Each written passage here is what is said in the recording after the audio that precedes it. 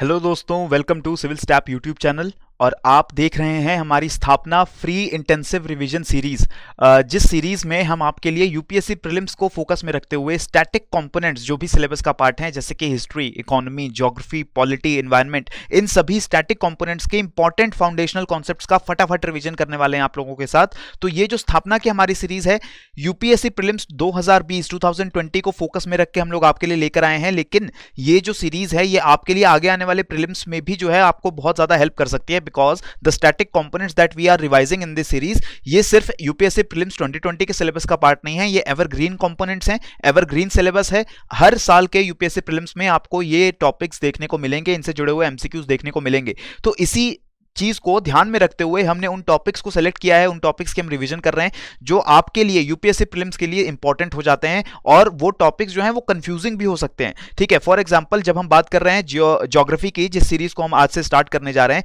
Geography के कुछ ऐसे टॉपिक्स हैं जिनको लेकर यूपीएससी हर साल लगातार यूपीएससी प्रीलिम्स में क्वेश्चंस पूछती आई है, यानी टेस्ट करती आई है एस्पिरेंट्स को on those particular topics. And these topics, some of them they can also be very confusing.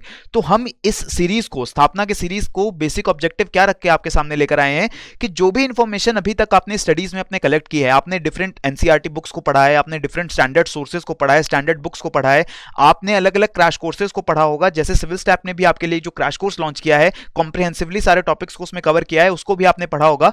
लेकिन all this information that you have collected, आपने जितनी इंफॉर्मेशन को अलग अलग सोर्सेज से कलेक्ट किया है, नॉलेज को कलेक्ट किया है, आप उस इंफॉर्मेशन और नॉलेज को यूज करके एमसीक्यू सॉल्व कर पा रहे हैं, नहीं कर पा रहे हैं, इस चीज को ध्यान में रख के हम स्थापना का रिवीजन कर रहे हैं, ताकि हम उन टॉपिक्स को रिवाइज कर पाएं जिससे हमारे एमसीक्यू सॉल्व हो पाएं। चाहे आप टेस्ट सीरीज अटेम्प्ट कर रहे हो, चाहे प्रीवियस ईयर्स क्वेश्चंस अटेम्प्ट कर रहे हो, और इस बार जो आप यूपीएससी प्रीलिम्स में जाके बैठने वाले हैं, तो कौन से ऐसे टॉपिक्स होंगे जिनके एमसीक्यूज को आपको सॉल्व करना पड़ेगा, उन टॉपिक्स को लेके हम आपके सामने आ रहे हैं और उन्हीं टॉपिक्स की हम लोग रिवीजन करने जा रहे हैं। तो फ्रेंड्स, आज का जो लेसन 1 है, इसमें हम ज्योग्राफी का सीरीज स्टार्ट कर रहे हैं और लेसन 1 में हम जियोमॉर्फोलॉजी के कुछ इंपॉर्टेंट टॉपिक्स को आपके साथ डिस्कस करेंगे, आपके साथ रिवाइज करेंगे। कौन से टॉपिक्स आज के लेक्चर में हम लोग कवर करेंगे? We will be talking about latitudes and longitudes and time zones. ये एक ऐसा टॉपिक है जिसको लेकर फ्रीक्वेंटली यूपीएससी प्रीलिम्स में क्वेश्चंस आ चुके हैं, और लॉन्गिट्यूड्स एंड लैटिट्यूड्स कुछ एस्पिरेंट्स के लिए कंफ्यूजिंग भी हो सकता है, because this is a very static kind of topic. जो चीजें हैं यहाँ पे, उनको अगर आप समझ लेंगे एक बार, तब वो बहुत ही क्लियर हो जाएगा, आपको कोई एमसीक्यू सॉल्व करने में ज्यादा डिफिकल्टी नहीं होगी। लेकिन अगर आपको समझने में थोड़ी सी दिक्कत रह गई, आपको कहीं कॉन्सेप्ट्स को क्लियर करने में कमी रह गई, और आप सिर्फ याद करने के ऊपर डिपेंड कर रहे हैं कि हम सिर्फ चीजों को याद कर लेंगे, तो ज्योग्राफी में and specially in these topics ये आपको थोड़ा प्रॉब्लम दे सकती है। तो हम लैटिट्यूड्स एंड लॉन्गिट्यूड्स से रिलेटेड कॉन्सेप्ट्स को रिवाइज करेंगे, मोशंस ऑफ अर्थ को रिवाइज करेंगे हम, जो rotation and revolution, which are the two major motions जो अर्थ का प्लैनेट कर रहा है, इन मोशंस को रिवाइज करेंगे, इनके इफेक्ट्स को रिवाइज करेंगे, जैसे अलग अलग सीजन्स आते हैं और दूसरे इफेक्ट्स आते हैं because of the earth's motion. And then eclipses, जो लूनर एंड सोलर एक्लिप्सेस हो रहे हैं, इनसे जुड़ी हुई कुछ चीजों को रिवाइज करने वाले हैं, बिकॉज एक्लिप्स से जुड़े हुए क्वेश्चन भी हर साल तो नहीं, लेकिन कई बार आपको यूपीएससी प्रीलिम्स में देखने को मिलते हैं। Then we will be talking about composition and interior of earth and seismicity and volcanism. तो ये बहुत इंपॉर्टेंट टॉपिक्स है जियोमॉर्फोलॉजी के चैप्टर से जुड़े हुए, जो कि आपको यूपीएससी प्रीलिम्स में देखने को मिल सकते हैं। अर्थ का कंपोजिशन क्या है, अर्थ का इंटीरियर कैसा है, एंड किस तरीके से सिस्मिसिटी, यानी जो अर्थक्वेक फिनोमिना हमें देखने को मिलता है और जो वोल्केनिक फिनोमिना हमें देखने को मिलते हैं, उनके बारे में हम लोग रिवाइज करेंगे। एंड लास्ट में tectonic plate theory, plate margin interactions and it's effects, इसको भी हम लोग डिस्कस करने वाले हैं कि जो प्लेट टेक्टोनिक थ्योरी है, ये किस तरीके से इंपॉर्टेंट है और इसके इफेक्ट्स क्या हैं, इसके एप्लीकेशंस क्या हैं, क्या सिग्निफिकेंस है, उसको भी हम लोग आज के सेशन में रिवाइज करने वाले हैं। तो फटाफट इस आज के सेशन को स्टार्ट करते हैं। सबसे पहले बात करेंगे अबाउट द ग्लोब। तो कुछ इंपॉर्टेंट फैक्ट्स की हम बात कर रहे हैं यहाँ पे अर्थ प्लैनेट से जुड़े हुए, जो आपको याद रखना आपको काफी हेल्प कर सकता है। जैसे it is known as the blue planet, 2/3 surface is covered by water. अब फ्रेंड्स, यहां देखिए, आप जो भी चीजों का रिवीजन कर रहे हैं, एंड स्पेशली अगर आप स्टैटिक कंपोनेंट्स का रिवीजन कर रहे हैं, ज्योग्राफी जैसे बहुत ही फाउंडेशनल कॉन्सेप्ट्स है, जैसे कि अर्थ के बारे में ये इंफॉर्मेशन जो मैंने यहां पे लिस्ट की हुई है, स्टैटिक चीजें हैं, बहुत ही सिंपल चीजें हैं, लेकिन यूपीएससी इनमें भी कंफ्यूजन डाल सकती है, क्योंकि यूपीएससी, अगर आपने प्रीवियस क्वेश्चंस को फॉलो किया है, तो यूपीएससी कुछ क्वेश्चंस ऐसे बनाती है जो बहुत सिंपल चीजों को टेस्ट कर रहे हैं, लेकिन उसमें भी ट्विस्ट डाल के वो कैंडिडेट्स को कंफ्यूज करना चाहती है और कैंडिडेट से गलत आंसर मार्क करवाना चाहती है। तो फॉर एग्जाम्पल, अगर मैं बात करूं कि यहां पे 2/3 surface is covered by water of earth, अगर इसको ही यूपीएससी 1/3 कर दे, कल को 3/4 कर दे, कोई दूसरा नंबर डाल दे, तो हो सकता है कई एस्पिरेंट्स जो हैं, सीजन्ड एस्पिरेंट्स नहीं है, वो उस स्टेटमेंट को पढ़ के कंफ्यूज हो जाएं, इस चीज पे ध्यान ना दें। अगर मैंने ये लिख दिया कि सेलेक्ट द करेक्ट स्टेटमेंट्स और वहां पे मैंने बोल दिया कि earth is covered bye 1/3 earth surface area is covered 1/3 surface area is covered by water, statement गलत हो जाएगी। 3/4 surface area covered by water जो स्टेटमेंट है वो गलत हो जाएगी। तो इस तरीके से आपको इन छोटी छोटी चीजों के ऊपर ध्यान भी देना है और इस सेशन में उन चीजों को ध्यान में रखते हुए आपको अपने सारे जो नोट्स हैं, सारे जो रिवीजन है वो करनी है। 2/3 surface is covered by water, इसलिए हम इसको ब्लू प्लैनेट बोल रहे हैं। जो डिस्टेंस है अर्थ और सन के बीच में 149 मिलियन किलोमीटर एवरेज डिस्टेंस है, but this distance it keeps on changing, change होता रहता है अर्थ और सन के बीच का डिस्टेंस। क्यों चेंज होता रहता है? क्योंकि अर्थ का जो ऑर्बिट है वो बिल्कुल सर्कुलर ऑर्बिट नहीं है, ठीक है। सन के अराउंड अर्थ जो है एक सर्कुलर ऑर्बिट में नहीं ऑर्बिट कर रही, सन के around the earth is orbiting in a elliptical orbit, ठीक है। तो एक पॉइंट आता है when earth is farthest away from the sun and at some points earth is closer to the sun, ठीक है। तो जिस मोमेंट पे अर्थ सन के सबसे पास होती है अपने ऑर्बिट में, उसको हम क्या बोल रहे हैं? पेरीहिलियन, ठीक है। क्लोजेस्ट पॉइंट होता है सन से, और एपहिलियन हो रहा है farthest from the sun. Clear हुआ? तो aphelion is farthest distance from sun approximately 152 million kilometres, and perihelion में हम क्लोजेस्ट होते हैं सन के 147 मिलियन किलोमीटर्स के साथ। तो ये टर्म पेरीहिलियन एपहिलियन, इसको भी आपको ध्यान रखना है। यहां पे जो पेरी एंड एप, ये जो प्रीफिक्स यूज किए गए हैं, ये प्रीफिक्स और भी अलग अलग ऑर्बिट्स में आपको देखने को मिल सकते हैं।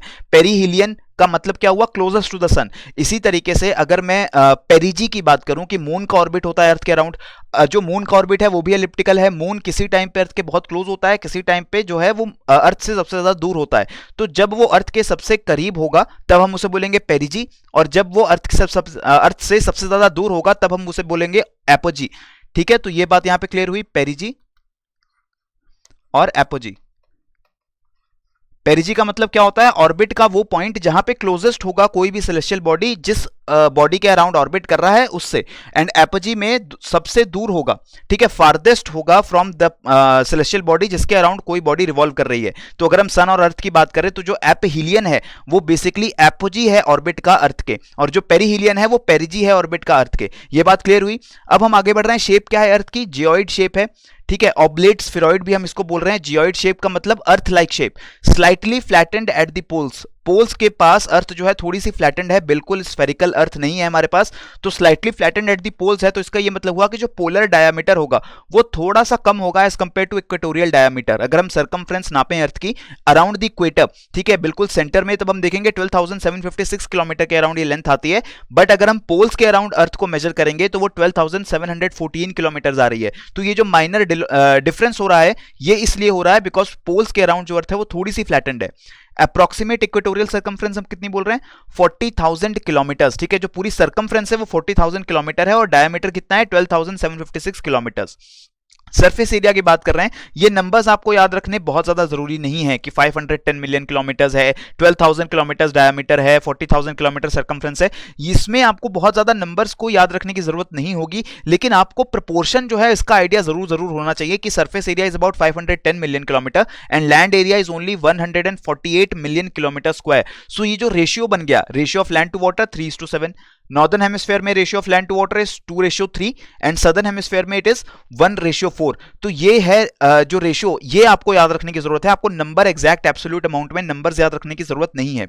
Then speed of rotation around axis is 1600 kilometre per hour at the equator but it decreases poleward. अब इस तरीके से देखिए ये जो चीजें हो रही हैं, इक्वेटर पे अर्थ रोटेट कर रही है, जो स्पीड ऑफ रोटेशन है वो 1600 किलोमीटर पर आवर के अराउंड है, बट ये जो स्पीड है अब ये कांस्टेंट नहीं है, ये अर्थ में अलग अलग पॉइंट्स पे चेंज होती रहेगी स्पीड। जैसे आप इक्वेटर से पोल्स की तरफ मूव करेंगे तो आप देखेंगे जो स्पीड ऑफ रोटेशन है वो कम हो गया, बिकॉज इफ यू इमेजिन अगर आप कोई ऑब्जर्वर पोल पे खड़ा है तो पोल पे that observer is not moving in a circle, वो सिर्फ एक पॉइंट पे खड़े होकर घूम रहा है, तो no distance is being covered by that particular person और दैट पर्टिकुलर पॉइंट। तो इस वजह से स्पीड ऑफ रोटेशन कम हो जाता है पोल्स की तरफ एंड इक्वेटर पे वो सबसे ज्यादा रहता है। तो ये चीजें जो है इन पे आपको ध्यान रखना है, ठीक है। इनके ऊपर आपको क्वेश्चन देखने को मिलने वाले हैं। यूपीएससी आपसे बहुत सिंपल चीजें टेस्ट नहीं करेगी, आपसे वही चीजें टेस्ट करने वाली हैं जिसमें कंफ्यूजन का जो है कोई स्कोप हो।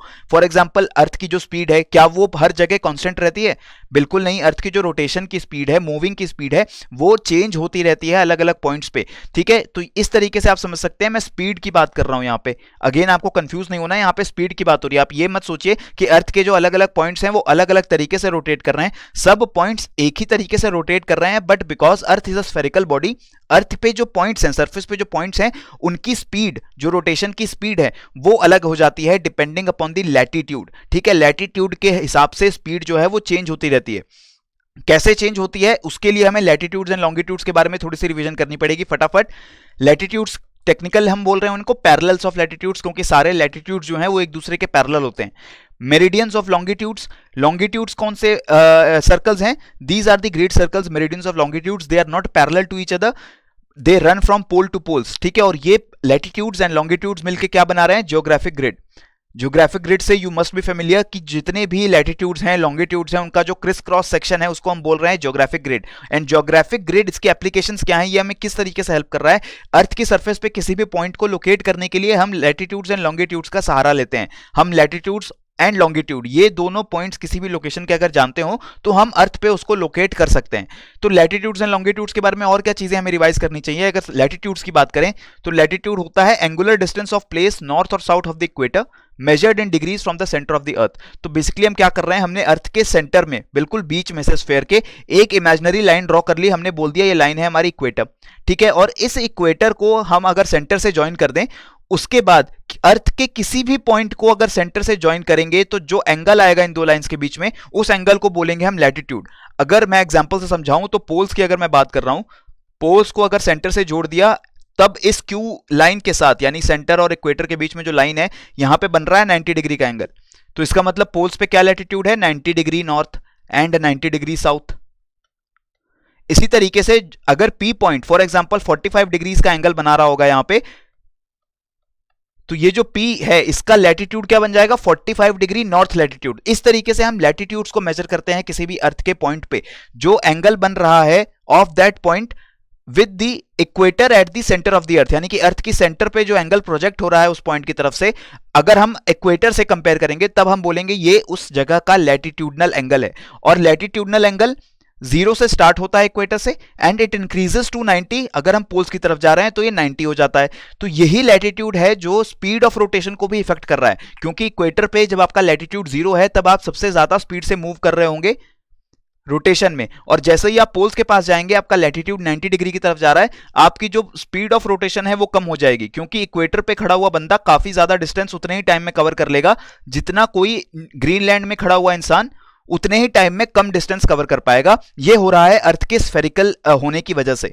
Average distance between two consecutive latitudes is 111 kilometres. जो भी दो लैटिट्यूड्स हैं इनके बीच का एवरेज डिस्टेंस कितना है? 111 किलोमीटर्स। इसको भी आप याद रख सकते हैं। पैरेलल्स ऑफ लैटिट्यूड, ये जो जितने भी प्लेसेस होती हैं जिनका सेम लैटिट्यूड है उनको अगर हम ज्वाइन कर दें तो हमें पैरेलल्स ऑफ लैटिट्यूड मिलते हैं। यानी कि अगर मैं 23.5 डिग्री नॉर्थ लैटिट्यूड की बात कर रहा हूं, यानी ट्रॉपिक ऑफ कैंसर की बात कर रहा हूं अगर, तो ट्रॉपिक ऑफ कैंसर पे जो भी लोकेशंस लाई कर रही हैं वो 23.5 डिग्री का एंगल बना रही हैं।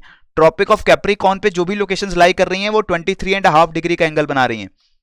ठीक है, ये बात हमें क्लियर हो गई है, ये कॉन्सेप्ट क्लियर हुआ। इंपॉर्टेंट लैटिट्यूड्स कौन से हैं? नॉर्थ पोल जो कि 90 डिग्री पे लाई करेगा, south pole 90 degree south, Arctic circle 66.5 degree north and Antarctic circle 66.5 degree south. Tropic of cancer and tropic of Capricorn है 23.5 degree north and south and equator is at 0 degree.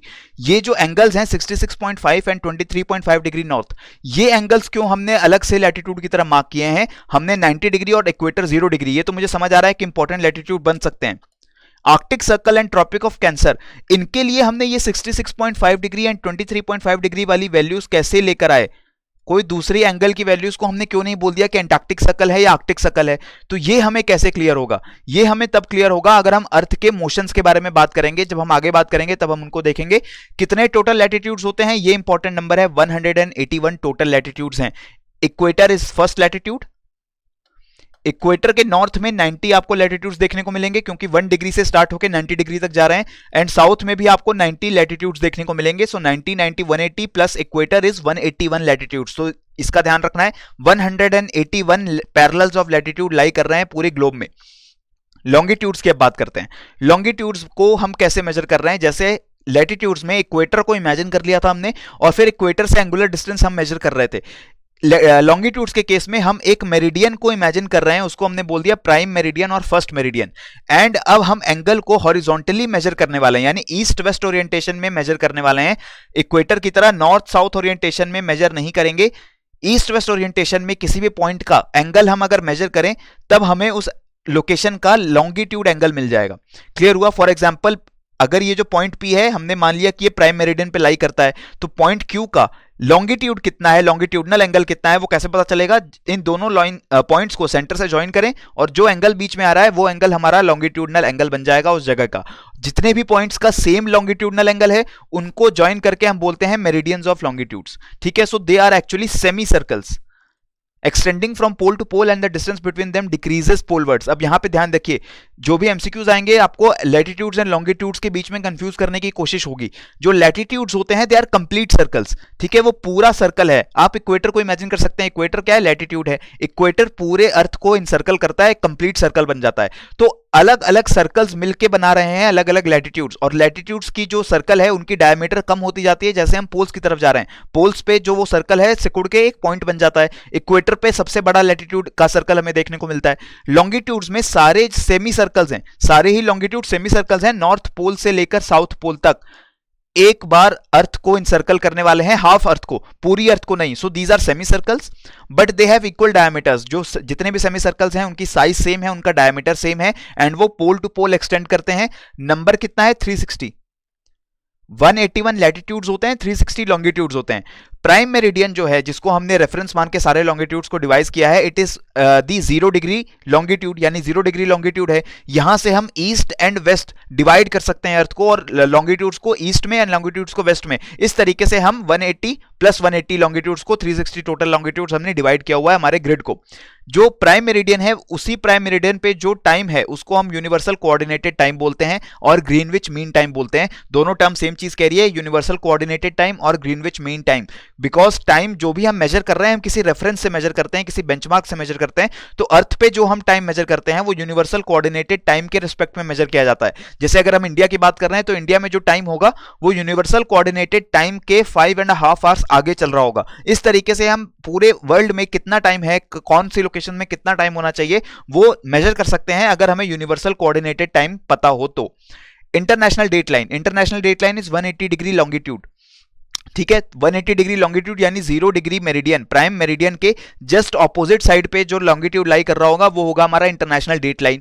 इसको हमने international date line इसलिए बोला because इस line के एक side पे दूसरी डेट होगी, दूसरी साइड पे दूसरी डेट होगी। किस साइड पे कौन सी डेट होगी? On the eastern side of the international date line. जो इंटरनेशनल डेट लाइन का ईस्टर्न साइड है वो पीछे चल रहा होता है, वहां पे डेट जो है एक दिन पीछे चल रही होती है, एंड जो वेस्टर्न साइड है वहां पे जो दिन चल रहा है वो एक डेट आगे चल रही होती है। So the west side of the line is always 1 day ahead. तो इस कॉन्सेप्ट को अपने दिमाग में बिठा लीजिए कि एक दिन अहेड यानी 1 डे अहेड हो जाएगा western side as compare to the eastern side of the international date line. ये चीज और आपको क्लियर होने वाली है क्योंकि अब हम टाइम जोन्स के अगर रेस्पेक्ट में मैं आपको बताने वाला हूं। जैसे हमने बोल दिया कि सारे जो अर्थ को हमने 360 डिग्री में 360 लॉन्गिट्यूड्स में डिवाइड कर दिया है, यानी कि अर्थ जो रोटेट करती है अपने एक्सेस पे 360 डिग्री रोटेट करती है 24 आवर्स के अंदर, यानी 15 डिग्री रोटेट करती है 1 घंटे में एंड 1 डिग्री इन 4 मिनट्स। इसका ये मतलब हुआ कि 1 डिग्री लॉन्गिट्यूड में हमको 4 मिनट्स का डिफरेंस देखने को मिलता है, 4 मिनट का डिफरेंस हो जाता है 1 डिग्री लॉन्गिट्यूड क्रॉस करने पर। So the earth is rotating from west to east. Again very important, आपको ये ध्यान रखना है अर्थ किस तरीके से रोटेट कर रही है, वेस्ट से ईस्ट की तरफ रोटेट कर रही है। सो अगर हम 15 डिग्री ईस्टवर्ड्स जाएंगे तो लोकल टाइम 1 घंटे आगे बढ़ जाएगा। ये ग्रीनविच मीन टाइम से अगर आप ईस्ट की तरफ मूव कर रहे हैं एंड 15 डिग्री आगे जाने पर आपका 1 घंटा जो है वो इंक्रीज हो जाएगा।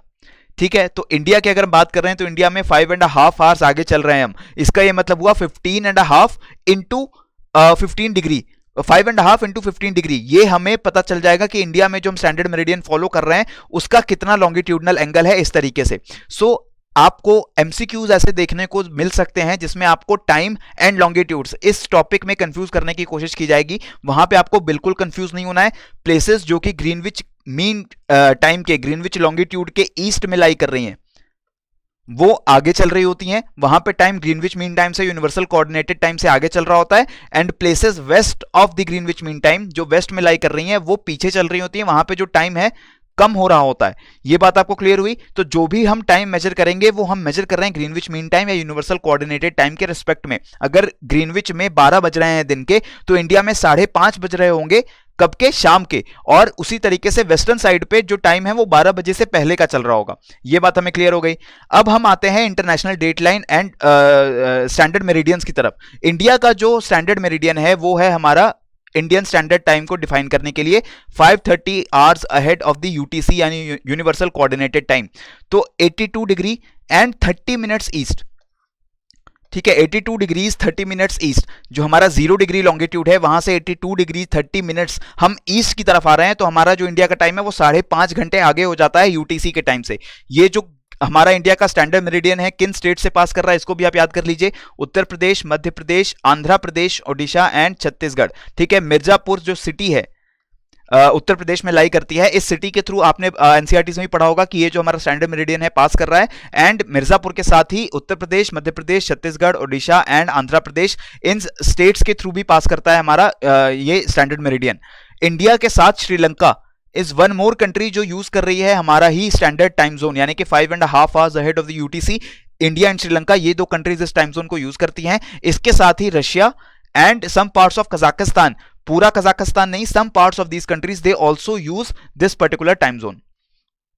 नाउ अब हम बात कर रहे हैं इंटरनेशनल डेट लाइन की। तो इंटरनेशनल डेट लाइन की बात करते वक्त हम इस चीज का ध्यान रखेंगे, हमने अभी देखा 15 डिग्री में हम 1 घंटा या फिर 1 डिग्री में हम 4 मिनट जो है वो कवर करने वाले हैं। सो अर्थ जो है अगर वेस्ट से ईस्ट रोटेट कर रही है, so every 15 degree we go eastwards, local time is advanced by 1 hour. तो अगर हम इंटरनेशनल डेट लाइन की बात कर रहे हैं तो इंटरनेशनल डेट लाइन पे अगर आप ईस्ट की तरफ मूव कर रहे होंगे तो इस चीज का ध्यान रखिए, टाइम जो है आपका बढ़ेगा, क्योंकि अभी हमने देखा इफ यू मूव ईस्टवर्ड्स, आप अगर ईस्ट की तरफ जाते हैं तो आपका टाइम इंक्रीज होता है। टाइम इंक्रीज होगा when you move from west to east, but if you cross international date line from west to east तो आपका टाइम इंक्रीज जरूर होगा, लेकिन जो आपकी डेट है वो पीछे हो जाएगी। जैसे ही आपने इंटरनेशनल डेट लाइन को क्रॉस किया, एक डेट आपकी पीछे हो जाएगी, वो 1 मार्च से 28 फरवरी या 29 फरवरी हो जाएगा, 2 मार्च से 1 मार्च हो जाएगा। और अगर आप ईस्ट टू वेस्ट यानी कि ईस्ट से ओरिजिनेट होकर वेस्ट की तरफ जा रहे हैं, तब आप एक्चुअली एक दिन जो है वो लूज कर देंगे, बिकॉज आपको एक नया दिन मिल गया। अगर आप 19th को चले तो आप 20th को पहुंचेंगे। टाइम जो है आपका भले कम हो जाएगा, लेकिन आपकी जो डेट है वो इंक्रीज हो जाएगी। तो यहां पे टर्म्स यूज की जाती हैं गेनिंग अ डे और losing a day. Losing a day का मतलब ये हुआ कि आपने ईस्ट टू वेस्ट मूवमेंट किया है, इस चीज को ध्यान रखिए। अगर आप लूज कर रहे हैं किसी दिन को, मतलब कि आपने 19th को अपनी जर्नी स्टार्ट की थी, सिर्फ इंटरनेशनल डेट लाइन को आपने क्रॉस किया और आप 20th में पहुंच गए, तो एक तरीके से आपने पूरी 19th जो डे थी उस डेट को आपने मिस कर दिया, तो आपने एक डे लूज कर दिया है। इसी तरीके से अगर आप वेस्ट टू ईस्ट मूव कर लेते हैं तो आपने एक डे गेन कर लिया, बिकॉज आपको वो दिन दोबारा जीने को मिल रहा है, वो डेट दोबारा जीने को मिल रही है। 19th को आप क्रॉस कर रहे हैं और 18th को पहुंच जाएंगे आप इंटरनेशनल डेट लाइन के दूसरी साइड यानी कि ईस्टर्न साइड पे, तो आपको दोबारा से 18th जो है वो जीने का मौका मिलेगा, 18th डेट आप दोबारा देखेंगे। तो इस तरीके से gaining a day and losing a day ये टर्म्स यूज की जाती हैं और इसमें कंफ्यूजन का स्कोप बनाता है यूपीएससी आपके लिए। इस मूविंग इमेज की तरह का हेल्प लेके हम और अच्छे समझ सकते हैं। फॉर एग्जांपल, अगर international date line, this red line is signifying the international date line, ये 24 से स्टार्ट हो रही है, यानी रात के 12 बजे से स्टार्ट हो रहा है, and this entire red zone ये एक दिन हमें सिग्निफाई कर रहा है। जैसे ही इंटरनेशनल डेट लाइन में 12 बज जाते हैं तो उस जगह से डेट जो है नई डेट स्टार्ट हो जाती है, यानी जापान में आपको और न्यूजीलैंड में सबसे पहला दिन देखने को मिलेगा किसी भी डेट का, सबसे पहला जो सनराइज है वो आपको देखने को मिलेगा एशिया के ईस्टर्न साइड पे। और जैसे जैसे आप वेस्ट मूव करते जाएंगे आपका जो वो टाइम है वो डिक्रीज होता जाएगा। तो इस तरीके से आपको इंटरनेशनल डेट लाइन के रिगार्डिंग भी जो अपने कॉन्सेप्ट्स हैं उनको बहुत ही क्लैरिटी से समझ के काम करना है। क्वेश्चंस यूपीएससी प्रीलिम में प्रीवियस ईयर्स में ये भी पूछा जा चुका है कि अगर हम अर्थ की रोटेशन को रिवर्स कर दें तब क्या इफेक्ट पड़ेगा इस पूरे टाइम जोन पे। अगेन यहां पे आपकी एनालिटिकल एबिलिटीज प्ले में आ जाती हैं, बिकॉज यूपीएससी ने स्टैटिक कंपोनेंट्स को मर्ज कर दिया एक एनालिटिकल कॉन्सेप्ट से कि अर्थ जिस डायरेक्शन में रोटेट कर रही है, अगर उस डायरेक्शन से उल्टी डायरेक्शन में रोटेट करने लगेगी तब क्या होगा। तब ये होगा कि अभी जो हम ईस्ट की तरफ जाते हैं और टाइम इंक्रीज होता है, अब हम वेस्ट की तरफ जाएंगे तो टाइम इंक्रीज होगा, और कोई इसमें फंडा जो है वो चेंज नहीं होने वाला। जो चीजें हैं इंटरनेशनल डेट लाइन को आप वेस्ट टू ईस्ट क्रॉस कर रहे थे तो जो हो रहा था वो अब ईस्ट टू वेस्ट क्रॉस करने पे होगा। तो इस तरीके से आप अपनी एनालिटिकल एबिलिटीज को भी और अच्छा कर सकते हैं अगर आप एमसीक्यूज को साथ साथ प्रैक्टिस करते रहें after reading all these static components. अब दोस्तों आगे चल रहे हैं, हम बात कर रहे हैं इक्वेटर एंड प्राइम मेरिडियन। ये जो दो इंपॉर्टेंट लैटिट्यूड्स एंड लॉन्गिट्यूड्स हैं, किन कंट्रीज के थ्रू पास कर रहे हैं। बहुत ही इंपॉर्टेंट ट्रिविया है, इसको भी आपको कोशिश रखनी चाहिए कि आप याद रख पाएं तो बहुत अच्छा होगा, बिकॉज ऐसे एमसीक्यूज भी आपको देखने को मिल सकते हैं। अगर हम इक्वेटर की बात कर रहे हैं तो 11 कंट्रीज के थ्रू पास करता है equator. All these countries they have been shown here. आपको किस चीज का ध्यान रखना है, कौन से कॉन्टिनेंट्स, कौन सी कंट्रीज, कौन से ओशंस के थ्रू पास हो रहा है इक्वेटर। एंड सिमिलरली अगर मैं प्राइम मेरिडियन की बात कर रहा हूं तो कौन से कॉन्टिनेंट्स एंड कौन सी कंट्रीज के थ्रू पास हो रहा है, and which water bodies are also being pass through by this particular prime meridian. तो इक्वेटर के थ्रू 11 कंट्रीज पास कर जो है 11 कंट्रीज के थ्रू इक्वेटर पास कर रहा है। Sao Tome and Principe, Gabon, Republic of Congo, Democratic Republic of Congo, Uganda, Kenya, Somalia, Indonesia, Ecuador, Colombia and Brazil. इसी के साथ अगर प्राइम मेरिडियन की बात होगी तो United Kingdom, then France, Spain, Algeria, Mali, Burkina Faso, Togo, Ghana and Antarctica. Antarctica is not a country, ठीक है, इसलिए 8 कंट्रीज ही हैं, 8 कंट्रीज प्लस अंटार्कटिका जिनके थ्रू पास कर रहा है हमारा ये प्राइम मेरिडियन। इसी के साथ नॉर्वे एंड ग्रीनलैंड, इन दोनों एरियाज या टेरिटरीज के थ्रू पास नहीं करता है प्राइम मेरिडियन, बट इनके जो टेरिटोरियल वाटर्स हैं, एक्सक्लूसिव इकोनॉमिक जोन है, उनके थ्रू पास कर रहा है हमारा प्राइम मेरिडियन। और अगर हम tropic of cancer and tropic of Capricorn की बात कर रहे हैं तो ट्रॉपिक ऑफ कैंसर यानी कि 23.5 डिग्री नॉर्थ, ये जो हमारा ट्रॉपिक है ये किन कंट्रीज के थ्रू पास करता है, 17 कंट्रीज के थ्रू पास कर रहा है। Algeria, Niger, Libya, Egypt, Saudi Arabia, UAE, Oman, India, Bangladesh, Myanmar, China, Taiwan, Mexico, Bahama, western Sahara, Mauritania and Mali. So these are the 17 countries through which the tropic of Cancer is passing. अगर मैं Arctic circle की बात करूं तो ये मैं आपको नहीं बता रहा हूं कि आर्कटिक सर्कल जो है किन कंट्रीज के थ्रू होके जा रहा है, बिकॉज यहां पे काफी कम कंट्रीज हैं। ये आपको ही बताना है मुझे कमेंट सेक्शन में कि कौन सी कंट्रीज के थ्रू आर्कटिक सर्कल पास हो रहा है। इसी तरीके से ट्रॉपिक ऑफ कैप्रिकॉर्न की अगर बात कर रहे हैं तो 10 कंट्रीज के through tropic of Capricorn is passing. All these countries they are lying in the southern hemisphere, Argentina, Chile, Paraguay, Brazil, Botswana, Namibia, South Africa, Mozambique, Madagascar, Australia. So ये countries जो है वो ट्रॉपिक ऑफ कैप्रिकॉर्न के through tropic of Capricorn इनके through pass कर रहा है। Antarctic circle की बात कर रहे हैं तो it is not passing through any particular country, but Chile and Argentina की टेरिटरीज के थ्रू पास करता है, एंड अंटार्कटिका के कुछ एरियाज को टच करते हुए हमारा अंटार्कटिक सर्कल जो है ये हमने डिवाइस किया हुआ है। तो ये कंट्रीज भी आपको पता होनी चाहिए, बिकॉज इनसे जुड़े हुए क्वेश्चंस भी आपको देखने को मिल सकते हैं यूपीएससी प्रीलिम्स में। अब कुछ इंपॉर्टेंट पॉइंट्स, इनको हम लोग फटाफट रिवाइज कर रहे हैं ताकि हमारा जो लॉन्गिट्यूड्स एंड लैटिट्यूड्स का ये जो चैप्टर है इसको हम क्लोज करके आगे बढ़ सकें।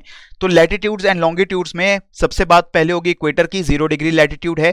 इसके ऊपर नॉर्थ एंड साउथ हेमिस्फेयर्स हैं, यानी अर्थ को 2 इक्वल हेमिस्फेयर्स में डिवाइड कर रहा है, सेमिस्फेयर्स में डिवाइड कर रहा है, north latitudes and southern hemisphere and northern hemisphere. इसके साथ equator and north south pole के बीच में बात कर रहे हैं तो ये 1/4 ऑफ द सर्कल अराउंड अर्थ है।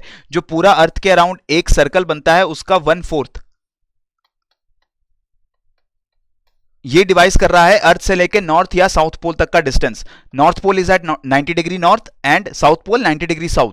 Then tropic of cancer and tropic of Cancer जो कैप्रिकॉर्न जो 23.5 डिग्री नॉर्थ एंड साउथ पे लाई करते हैं, इनका बेसिक ऑब्जेक्टिव क्या है, इनसे क्या फायदा हो रहा है, torrid zone, temperate zone and frigid zone को डिवाइड करने में ये जो हमारे ट्रॉपिक्स हैं ये काम आ रहे हैं। क्योंकि टॉरिड जोन क्या है, दोनों equator and tropic of Cancer के बीच में and equator and tropic of Capricorn के बीच में। तो basically between the tropic of cancer and Capricorn you can see the torrid zone.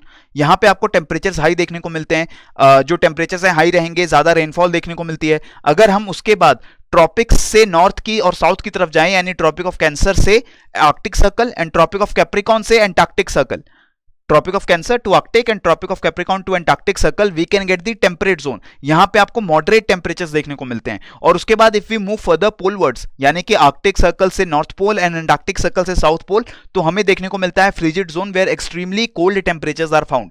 Then longitudes की बात कर रहे हैं, ये टाइम जोन्स को डिवाइड करने के लिए काम आ रहा है हमें। 15 डिग्रीज में 1 घंटा ट्रेवल करते हैं आप, तो इन बेसिक चीजों को आपको ध्यान रखना है। 15 डिग्रीज में 1 घंटे का टाइम डिफरेंस आ जा रहा है एंड 360 डिग्रीज जो पूरा एक अर्थ का रोटेशन होगा उसको 24 से डिवाइड कर रहे हैं, तभी हमें 15 डिग्री वाली वैल्यू मिली है। So earth is rotating 4 degrees every minute, यानी हर एक मिनट में आपको 4 डिग्रीज का जो लॉन्गिट्यूड है वो आप कवर कर रहे हैं। या फिर आप ये कह सकते हैं कि 4 डिग्री लॉन्गिट्यूड अगर आप ट्रेवल कर रहे हैं तो वहां पे 1 मिनट का टाइम डिफरेंस आ चुका है। GMT, Greenwich Mean Time, और UTC, that is Universal Coordinated Time, located at the British Royal Observatory and known as the Prime Meridian. India is 5:30 hours ahead of Britain because जो Greenwich Mean Time है उससे 5.5 hours India का जो standard time है वो आगे चलता है. लॉन्गिट्यूड्स वर्टिकल हैं, लैटिट्यूड्स हॉरिजॉन्टल हैं. जो लॉन्गिट्यूड्स हैं वो सेमी सर्कल्स होते हैं, इक्वल लेंथ होती है उनकी. लैटिट्यूड्स हैं वो कंप्लीट सर्कल्स होते हैं, बट उनके जो डायमीटर्स हैं वो चेंज होते रहते हैं. इक्वेटर सबसे बड़ा लैटिट्यूड है with the greatest diameter, and जो पोल्स हैं वो सिर्फ एक पॉइंट है, जो डायमीटर है वहां पे जाके जीरो हो चुका है. बट जो लॉन्गिट्यूड्स है वहां हर लॉन्गिट्यूड का जो डायमीटर है वो बिल्कुल सेम है. नॉर्थ पोल से साउथ पोल की तरफ रन कर रहे हैं सारे लॉन्गिट्यूड्स. अब मैं आपको बताने जा रहा हूं about celestial equator. This is also a term जिसको बहुत ज्यादा स्टैंडर्ड बुक्स में डिस्कस नहीं किया जाता है, बट यूपीएससी प्रीलिम्स में इससे जुड़े हुए क्वेश्चंस आ चुके हैं. सेलेस्टियल इक्वेटर बेसिकली क्या है? अर्थ का जो इक्वेटर 0 डिग्री लैटिट्यूड हमने डिफाइन किया था, इसी के ऊपर स्काई में अगर हम एक लाइन ड्रॉ कर दें तो उसको हम बोलते हैं celestial equator. So it is an imaginary circle around the sky directly above the earth equator, जो कि पोल से हमेशा 90 डिग्री लाई करेगा. So it is simple. अगर आप इक्वेटर के ऊपर खड़े हैं, कोई भी ऑब्जर्वर इक्वेटर के ऊपर खड़ा है, तो उसके डायरेक्टली ओवरहेड आपको देखने को मिलेगा सेलेस्टियल इक्वेटर, यानी कि इक्वेटर के जस्ट डायरेक्टली ओवरहेड. और आप होराइजन पे अगर देखेंगे, if you are standing at the equator, तो आपको दिखेगा कि होराइजन से डायरेक्टली 90 डिग्री के एंगल पे आपको सेलेस्टियल इक्वेटर जो है वो राइज होता हुआ दिख रहा है. पर जैसे जैसे आप इक्वेटर से मूव करना स्टार्ट कर देंगे नॉर्थ या साउथ की तरफ, ठीक है, आपने इक्वेटर से नॉर्थ या साउथ की तरफ मूव करना स्टार्ट कर दिया है, तब ये जो एंगल है वो चेंज होने लगेगा. 90 डिग्री एंगल जो कि इक्वेटर पे था, ये 90 डिग्री एंगल जो है वो धीरे धीरे कम होने लगेगा या ज्यादा होने लगेगा, डिपेंडिंग आप नॉर्थ मूव कर रहे हैं या साउथ मूव कर रहे हैं. और जब आप पोल्स पे पहुंच जाएंगे तो ये जो सेलेस्टियल इक्वेटर है बिल्कुल पैरेलल हो जाएगा. ठीक है, आपको दिखाई नहीं देगा, क्योंकि अब when you are standing at the poles, the celestial equator is at the horizon. ये बिल्कुल होराइजन पे आ चुका है, इक्वेटर के ऊपर लाई कर रहा था. तो इसको लेके भी कई लोगों को कंफ्यूजन होती है कि सेलेस्टियल इक्वेटर क्या है, इसकी क्या इंपॉर्टेंस है. तो आपको ध्यान क्या रखना है, आपको याद क्या रखना है, अर्थ के इक्वेटर के ऊपर जो स्काई में लाइन बनेगी उसको हम बोलेंगे celestial equator. All the stars in the night sky, अगर हम रात में स्टार्स को देख रहे हैं तो all the stars are rotating in a path that is parallel to the celestial equator. यानी सेलेस्टियल इक्वेटर के पैरेलल ही सारे जितने भी स्टार्स हैं वो रोटेट करते हुए दिखते हैं हमें नाइट स्काई में. The celestial equator intercepts the horizon at the points directly east and west, and it rises perpendicular to the horizon at the equator and parallel at the poles. यानी कि अगर हम पोल्स पे खड़े हैं तो poles पे आपको स्टार्स जो हैं वो राइज या सेट होते हुए दिखाई नहीं देंगे, वो स्काई में घूमते हुए दिखाई देंगे. ठीक है, if you are standing at the poles, तो जो स्टार्स की मूवमेंट है वो पैरेलल टू द होराइजन होगी, और अगर आप इक्वेटर पे खड़े हैं तो वो directly perpendicular to the horizon होने वाली है. तो ये किस तरीके से हुआ ये आपको समझ आया, क्योंकि आप अगर पोल्स पे खड़े हैं तो यू आर नॉट मूविंग, आप बिल्कुल मूव नहीं कर रहे हैं, एक ही पॉइंट पे आप खड़े होकर रोटेट कर रहे हैं. तो इसलिए जो आपको ऊपर नाइट स्काई दिख रहा है वो भी मूव करता हुआ नहीं दिख रहा, जो स्टार्स हैं वो सेट होते हुए नहीं दिख रहे हैं, स्टार्स एक ही जगह पे रोटेट कर रहे हैं. तो इसीलिए, क्योंकि एक पोल्स पे आपने ये भी पढ़ा होगा कि 6 महीने का दिन 6 महीने की रातें होती हैं, तो उसका भी यही एक बेसिक कॉन्सेप्ट है. क्योंकि अर्थ टिल्ट हो चुकी है, अर्थ का जो टिल्ट है उसकी वजह से आपको पोल्स पे जो 6 मंथ्स की नाइट दिखती है वहां पे आपको स्टार्स जो हैं वो राइज या सेट होते हुए नहीं दिखते, वो एक ही जगह पे घूमते हुए स्टार्स दिखाई देते हैं. अब हम दोस्तों आगे चल रहे हैं, अब बात कर रहे हैं मोशंस ऑफ द अर्थ की, और मोशंस में सबसे पहले बात होगी रोटेशन. रोटेशन होती है अर्थ की, हम सब जान रहे हैं, वेस्ट टू ईस्ट डायरेक्शन में रोटेशन हो रही है, इसको हमें ध्यान रखना है. West to east direction is the direction of the earth rotation. The axis is antipodal, earth का जो एक्सिस है एंटीपोडल एक्सिस है. इसका मतलब है कि एक स्ट्रेट लाइन है जो अर्थ के क्रॉस सेक्शन से होके जा रही है, एंड जो दोनों अर्थ के एक्सिस हैं जिनके अराउंड अर्थ रोटेट कर रही है वो दोनों अर्थ के सेंटर से पास होके जाते हैं, किसी और रीजन से पास होके नहीं जाते. So an antipodal axis means an axis which is passing through the centre of the earth and connecting to exactly opposite ends, उसको हम बोल रहे हैं antipodal axis, and earth's rotational axis is antipodal. कितना टाइम लगता है rotate होने में? Approximately 24 hours. ठीक है, स्लाइटली लेस देन 24 आवर्स लगते हैं हमें. 24 आवर्स से थोड़ा ज्यादा टाइम नहीं लगता, 24 आवर्स से थोड़ा सा कम टाइम लगता है, 23 hours 56 minutes and 4 seconds. Earth rotates on a tilted axis. क्या टिल्ट है अर्थ के एक्सिस का? तो अर्थ का जो टिल्ट है वो है 23.5 डिग्रीज विथ द वर्टिकल. अगर हम अर्थ के बात करें और अर्थ का ऑर्बिटल प्लेन की बात करें, जिस प्लेन में अर्थ ऑर्बिट कर रही है, तो ये जो आपके रोटेशन का एक्सिस है 23.5 डिग्री टिल्ट हो चुका है वर्टिकल से. और अगर हम हॉरिजॉन्टल से बात करेंगे तो 66.5 डिग्री का एंगल बनाता है हॉरिजॉन्टल के साथ. तो यही जो एंगल का टिल्ट है, ये टिल्ट की वैल्यू की वजह से ही हमने 23.5 डिग्री नॉर्थ एंड साउथ को tropic of cancer and capricorn जो है वो डिमार्केट किया है. क्योंकि ये जो टिल्ट है इसकी वजह से आपको हमारे पोल्स के अराउंड 24 आवर्स एंड 24 आवर्स की डे एंड 24 आवर्स की नाइट देखने को मिलती है। ये आपको देखने को मिलता है एंटार्क्टिक एंड आर्कटिक सर्कल्स के पोलवर्ड्स, यानी कि अगर आप आर्कटिक सर्कल के नॉर्थ में जा रहे हैं, नॉर्थ पोल की तरफ जा रहे हैं, तब आपको 24 आवर्स का डे या 24 आवर्स की नाइट देखने को मिलेंगी। और अगर आप एंटार्क्टिक सर्कल से साउथ जा रहे हैं तब भी आपको ये फिनोमिना देखने को मिलेगा। और ये क्यों हो रहा है? Because of this tilt. तो आपको यही समझना है कि 23.5 डिग्री जो टिल्ट है, इसकी वजह से ही हमने वो latitudes 23.5 degree latitude and 66.5 degree latitude, वो कैसे आ रहा है? अगर आप 90 से 23.5 को माइनस करेंगे तो आपको 66.5 डिग्री देखने को मिल रहा है। तो इन्हीं दोनों लैटिट्यूड्स को इंपॉर्टेंट बनाता है हमारा tilt of the rotational axis. Effects क्या हो रहे हैं इस पूरे रोटेशन के? डे एंड नाइट साइकिल, हमें जो डे नाइट साइकिल देखने को मिल रही है वो इसी वजह से देखने को मिल रही है। Coriolis force, again a very important force, जो कि अर्थ पे हर मूविंग ऑब्जेक्ट को एक्सपीरियंस करनी पड़ती है, चाहे वो ह्यूमंस हो, चाहे विंड मूव कर रही है, वाटर मूव कर रहा है। अगर अर्थ की सरफेस पे कोई भी ऑब्जेक्ट मूव कर रहा है तो उसको कोरियोलिस फोर्स का सामना करना पड़ता है। And tidal day, tidal day भी हमें एक्सपीरियंस होता है because of this particular rotation of the earth. Tides, यानी कि जो टाइड्स की फिनोमिना हमें देखने को मिलती है, हम उनको भी मेजर करते हुए टाइडल डे मेजर कर सकते हैं कि दो टाइड्स के बीच में कितना डिस्टेंस, कितना टाइम जो है वो इलैप्स हो चुका है। तो ये भी जो हो रहा है वो भी हो रहा है because of the rotation of the अर्थ। फिर बात आती है रेवोल्यूशन की। जैसे रोटेशन हो रहा है अपने एक्सिस पे, उसी तरीके से सन के अराउंड अर्थ रिवॉल्व भी कर रही है एलिप्टिकल ऑर्बिट में। एलिप्टिकल ऑर्बिट का ये मतलब भी हुआ कि अर्थ किसी टाइम पे सन के सबसे ज्यादा करीब होगी। वो टाइम कौन सा है? क्लोजेस्ट टू सन इन जनवरी, और वो टाइम है आपका पेरीहिलियन। एपहिलियन, जब अर्थ जो है सन से सबसे ज्यादा दूर होने वाली है, वो टाइम आता है अराउंड इन जुलाई। ठीक है, तो यही पेरीहिलियन और एपहिलियन कब लाई करते हैं? अगर हम कैलेंडर ईयर की बात करें तो जनवरी में सबसे करीब होने वाले हैं हम सन के, एंड जुलाई के टाइम पे हम सबसे दूर होते हैं, एपहिलियन पे होते हैं इन दी सन्स ऑर्बिट। 365 एंड 1/4 डे आपको लगता है एक ऑर्बिट कंप्लीट करने में, यानी 365.25 डेज। और यही 0.25 डेज को कवर करने के लिए हम हर 4 साल के बाद एक लीप ईयर भी मनाते हैं। तो ये हमारे रेवोल्यूशन को लेकर चीजें हैं। इफेक्ट्स जो होते हैं रेवोल्यूशन की वजह से वो थोड़े ज्यादा इंटरेस्टिंग हो जाते हैं, बिकॉज हमें डिफरेंट सीजन देखने को मिलते हैं रेवोल्यूशन की वजह से। Now not only because of revolution, हमें जो अलग अलग सीजन देखने को मिल रहे हैं ये देखने को मिलते हैं because of revolution in the orbit and the axial tilt. जो अर्थ की रोटेशन का टिल्ट है, इसकी वजह से भी आपको सीजन्स देखने को मिलते हैं, और वो इस मूविंग इमेज में आपको देखने को मिलेगा। अगर अर्थ का जो एक्सिस है, जो टिल्ट है, वो सन की तरफ पॉइंट ना करे तब हमें स्प्रिंग एंड ऑटम सीजन देखने को मिलते हैं। But if this tilt is pointing either towards और अवे फ्रॉम द सन, तब आपको समर एंड विंटर सीजन देखने को मिलेंगे।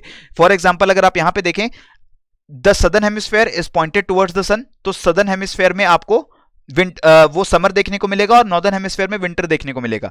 बट अगर नॉर्दर्न हेमिस्फेयर सन की तरफ पॉइंटेड है बिकॉज ऑफ द टिल्ट, तो इस वजह से नॉर्दर्न हेमिस्फेयर में समर्स होंगे एंड सदर्न हेमिस्फेयर में विंटर्स होंगे। और इसको भी ध्यान रखना है आपको, जब ऑर्बिट चल रहा है तो नॉर्दर्न हेमिस्फेयर में जब समर आए हैं, उसके बाद नॉर्दर्न हेमिस्फेयर में ऑटम या फॉल आने वाला है, फिर वहां पे विंटर आएगा, उसके बाद आएगा स्प्रिंग, एंड उसके बाद आएगा आपका समर। तो ये एक सीजन की साइकिल बनती है, और इसका बेसिक कॉज क्या है कि earth is rotating on its tilted axis and it is also revolving around the sun. ये दोनों चीजें मिलकर हमें डिस्टिंक्ट सीजन जो हैं वो प्रोवाइड करवा रही हैं। अब रेवोल्यूशन की वजह से जो दो टर्म्स आती हैं, इक्विनॉक्सिस एंड सोलिस्टिस। तो इक्विनॉक्स का मतलब क्या है? The time when the sun is shining directly over the equator. इस टाइम पे आपको equal lengths of day and night देखने को मिलता है। ये साल में 2 बार होगा, 21 मार्च एंड 23 सितंबर अप्रॉक्सीमेट डेट्स हैं। जो मार्च के टाइम पे होने वाला, इसे हम बोल रहे हैं वर्नल इक्विनॉक्स और spring equinox, because northern hemisphere में स्प्रिंग होता है 21 मार्च के टाइम पे। यहां पे स्प्रिंग हो रहा है इन दी नॉर्दर्न हेमिस्फेयर, ऑटम होगा इन दी सदर्न हेमिस्फेयर। ऑटमनल इक्विनॉक्स में 23 सितंबर के अराउंड सदर्न हेमिस्फेयर में आपको स्प्रिंग देखने को मिलेगा एंड नॉर्दर्न हेमिस्फेयर में आपको ऑटम देखने को मिलेगा। देन सोलिस्टिस की बात कर रहे हैं, तो this is the time when sun is shining directly overhead one of the tropics, यानी जो आपके एक्सियल टिल्ट की वजह से मैक्सिमम नॉर्थवर्ड या साउथवर्ड मूवमेंट हो सकती है सन की, उस टाइम पे होते हैं हमारे सोलिस्टिस। अगर आप इस डायग्राम को देख रहे हैं तो सोलिस्टिस के टाइम का टिल्ट दिखा रहा है ये, this is the maximum tilt, यानी कि 23.5 डिग्रीज का ये एंगल जो है ये यहां पे बन रहा है। और इस टाइम पे आपको नॉर्दर्न हेमिस्फीयर में सोलिस्टिस देखने को मिल रहा है। आर्कटिक सर्कल में 24 आवर्स का आपको डे देखने को मिलेगा, और एंटार्क्टिक सर्कल में, this is not the Arctic circle, this is the Antarctic circle, यहां पे आपको 24 आवर्स की नाइट देखने को मिलेगी। तो ये है हमारा समर सोलिस्टिस, जबकि नॉर्दर्न हेमिस्फीयर में समर्स हैं। इसी का एग्जैक्ट ऑपोजिट एंड कब होगा? जब अर्थ घूम के दूसरी साइड चले जाएगा। ठीक है, पूरा ऑर्बिट आधा अपना कंप्लीट करके इस साइड आ गया, सो सन इज नाउ हेयर। इस टाइम पे आपको सदर्न हेमिस्फीयर में समर्स देखने को मिलेंगे, नॉर्दर्न हेमिस्फीयर में विंटर देखने को मिलेंगे। नॉर्दर्न हेमिस्फीयर में 24 आवर्स का आपको नाइट टाइम देखने को मिलेगा north of the Arctic circle, and south of the Antarctic circle you will see 24 hours day time. तो ये हो जाएगा हमारा विंटर सोलस्टिस, यानी कि नॉर्दर्न हेमिस्फीयर में विंटर्स हैं। तो समर सोलस्टिस होगा 21 जून, विंटर सोलस्टिस होगा 22 दिसंबर। ट्रॉपिक ऑफ कैंसर के ओवरहेड होगा तो समर सोलस्टिस है, ट्रॉपिक ऑफ कैप्रिकॉर्न के ओवरहेड है तो ये हो रहा है हमारा विंटर सोलस्टिस। इस डायग्राम में भी आप देख सकते हैं मूविंग इमेज में कि विंटर सोलस्टिस के टाइम पे there is 24 hours night, and in summer solstice time there is 24 hour daylight on the north pole. Now friends, let's talk about the eclipses. Eclipses basically क्या है? Eclipses shadows हैं celestial bodies की जिनको हम humans observe कर पाते हैं। तो ह्यूमंस जो हैं अर्थ पे किन शैडोज को ऑब्जर्व कर पाएंगे? या तो हम अर्थ की शैडो को देख पाएंगे मून के ऊपर, ठीक है, या फिर हम मून की शैडो को डायरेक्टली ऑब्जर्व कर पाएंगे जो अर्थ के ऊपर फॉल कर रही है। और यही दोनों शैडोज जो हैं हमें सोलर एंड लूनर एक्लिप्सिस की तरह देखने को मिलती हैं। So eclipse is an astronomical phenomena which occurs when one special object comes with in the shadow of another special object. अगर कोई जो सेलेस्टियल ऑब्जेक्ट है या स्पेशल ऑब्जेक्ट है वो किसी दूसरे ऑब्जेक्ट की शैडो से होकर गुजर रहा है, तब हम उसे बोलते हैं this is an eclipse, and it is happening when three bodies, at least three bodies are in a straight line. Three body straight line में होनी चाहिए, क्योंकि एक बॉडी जो होगी वो लाइट का सोर्स होगी, एक बॉडी है जिसका जो शैडो है वो दूसरी मतलब तीसरी बॉडी के ऊपर पड़ेगा। तो थ्री बॉडीज हमें स्ट्रेट लाइन में चाहिए जिसे हम बोलते हैं सिजिगी, ठीक है। Whenever three celestial bodies are in a straight line of sight, तब हम इसे बोलते हैं सिजिगी हो रही है, सिजिगी का फिनोमेना हो रहा है। तो सोलर एंड लूनर एक्लिप्सिस के टाइम पे सिजिगी होती है। Sun, earth, moon, they are in a straight line. Solar eclipse में क्या हो रहा है? Moon is between the sun and earth. तो आपको इस तरीके से ध्यान रखना है इन चीजों का। मून है सन और अर्थ के बीच में, तब होता है हमारा सोलर एक्लिप्स। हमें मून की शैडो देखने को मिलती है सोलर एक्लिप्स में, सन की शैडो नहीं। सन की कोई शैडो नहीं होगी, सन खुद अपनी लाइट जनरेट कर रहा है, तो सन की शैडो हमें कैसे देखने को मिल सकती है? मून की शैडो जो हमें अर्थ पे देखने को मिलती है वो होता है हमारा सोलर एक्लिप्स। कब होगा? हमेशा होगा न्यू मून फेज पे। न्यू मून फेज यानी अमावस्या की रात, because the moon is between sun and earth, दोनों के बीच में लाई कर रहा है। तो हम अर्थ से मून को बिल्कुल देख नहीं पाएंगे, बिकॉज मून का जो डार्क साइड है वो अर्थ की तरफ है। सो इस टाइम पे हम मून को न्यू मून फेज में कहते हैं, अमावस्या की रात है। लेकिन जो हमें सोलर एक्लिप्स देखने को मिलेगा दिन के टाइम पे, वो होगी मून की शैडो जो अर्थ पे लाई कर रही है। अब depending upon the distance between the moon and earth, earth और मून के बीच में कितना डिस्टेंस है, इसके हिसाब से हमें अलग अलग टाइप के सोलर एक्लिप्सेस देखने को मिलते हैं। It can be partial eclipse, annular eclipse और total solar eclipse. Partial eclipse में कुछ पोर्शन होगा जो सन का ब्लॉक हो जाएगा। टोटल सोलर एक्लिप्स में पूरा सन जो है वो बिल्कुल ही ब्लॉक हो जाता है by the moon shadow. And annular solar eclipse में आप मून की कंप्लीट शैडो देख सकते हैं, लेकिन still sun is visible around those shadows. तो मैं किन शैडोज की बात कर रहा हूं? टोटल एक्लिप्स में यू कैन कंप्लीटली सी की शैडो ने ब्लॉक कर लिया है मून को, and this happens when earth और मून के बीच में डिस्टेंस है जो थोड़ा कम है, ताकि जो मून की शैडो है वो पूरी तरीके से अम्बरा के रीजन में हमें देखने को मिल रही है। एनुलर एक्लिप्स में मून की शैडो पूरी विजिबल है but still sun is visible, यानी कि आप किसी इस रीजन में हैं, distance between the moon and earth is large enough कि अर्थ जो मून का शैडो है उसका पेनम्बरा यानी कि पार्शियल शैडो भी अर्थ के ऊपर पड़ रही है और हमें सन साइड से दिख रहा है। पार्शियल एक्लिप्स में हमें सिर्फ पार्शियल शैडो दिखती है मून की, एंड हमें एनुलर एक्लिप्स के टाइम पे डायमंड रिंग फिनोमिना भी देखने को मिलता है। इसके ऊपर प्रीवियस ईयर क्वेश्चन भी आ चुका है कि डायमंड रिंग फिनोमिना कब देखने को मिलेगा? एनुलर एक्लिप्सिस के टाइम पे या फिर टोटल एक्लिप्सिस के टाइम पे, जब टोटल एक्लिप्स जो है वो बिल्कुल ओवर होने वाला होगा, खत्म होने वाला होगा। तो जैसे ही ये मून की शैडो मूव करेगी तो हमें डायमंड रिंग फिनोमिना देखने को मिलेगा। तो इस तरीके से फ्रेंड्स अलग अलग तरीके से यूपीएससी आपको टेस्ट करने जा रही है आपके प्रीलिम्स एग्जामिनेशन में। बहुत ही सिंपल कॉन्सेप्ट्स हैं, इन कॉन्सेप्ट्स को अगर आप करीबी से समझ लेंगे, अच्छे से समझ लेंगे, तब कंफ्यूजन का स्कोप बहुत कम हो जाता है। बट स्टिल इंपॉर्टेंट यह है कि जब भी आप एमसीक्यूज को सॉल्व कर रहे हो बहुत ही केयरफुली आप रीड करें, हर स्टेटमेंट को बहुत केयरफुली रीड करें। इन सिंपल टॉपिक्स के ऊपर आने वाले एमसीक्यूज को गलत करना आपके लिए बहुत बड़ा ब्लंडर होगा। मैं पहले से बता रहा हूं, अगर आपको 120 प्लस लेके आने हैं आपके यूपीएससी प्रीलिम्स में, तो ये जो सिंपल टॉपिक्स हैं इनके ऊपर आपको क्वेश्चंस 100% करेक्ट करके ही आने हैं।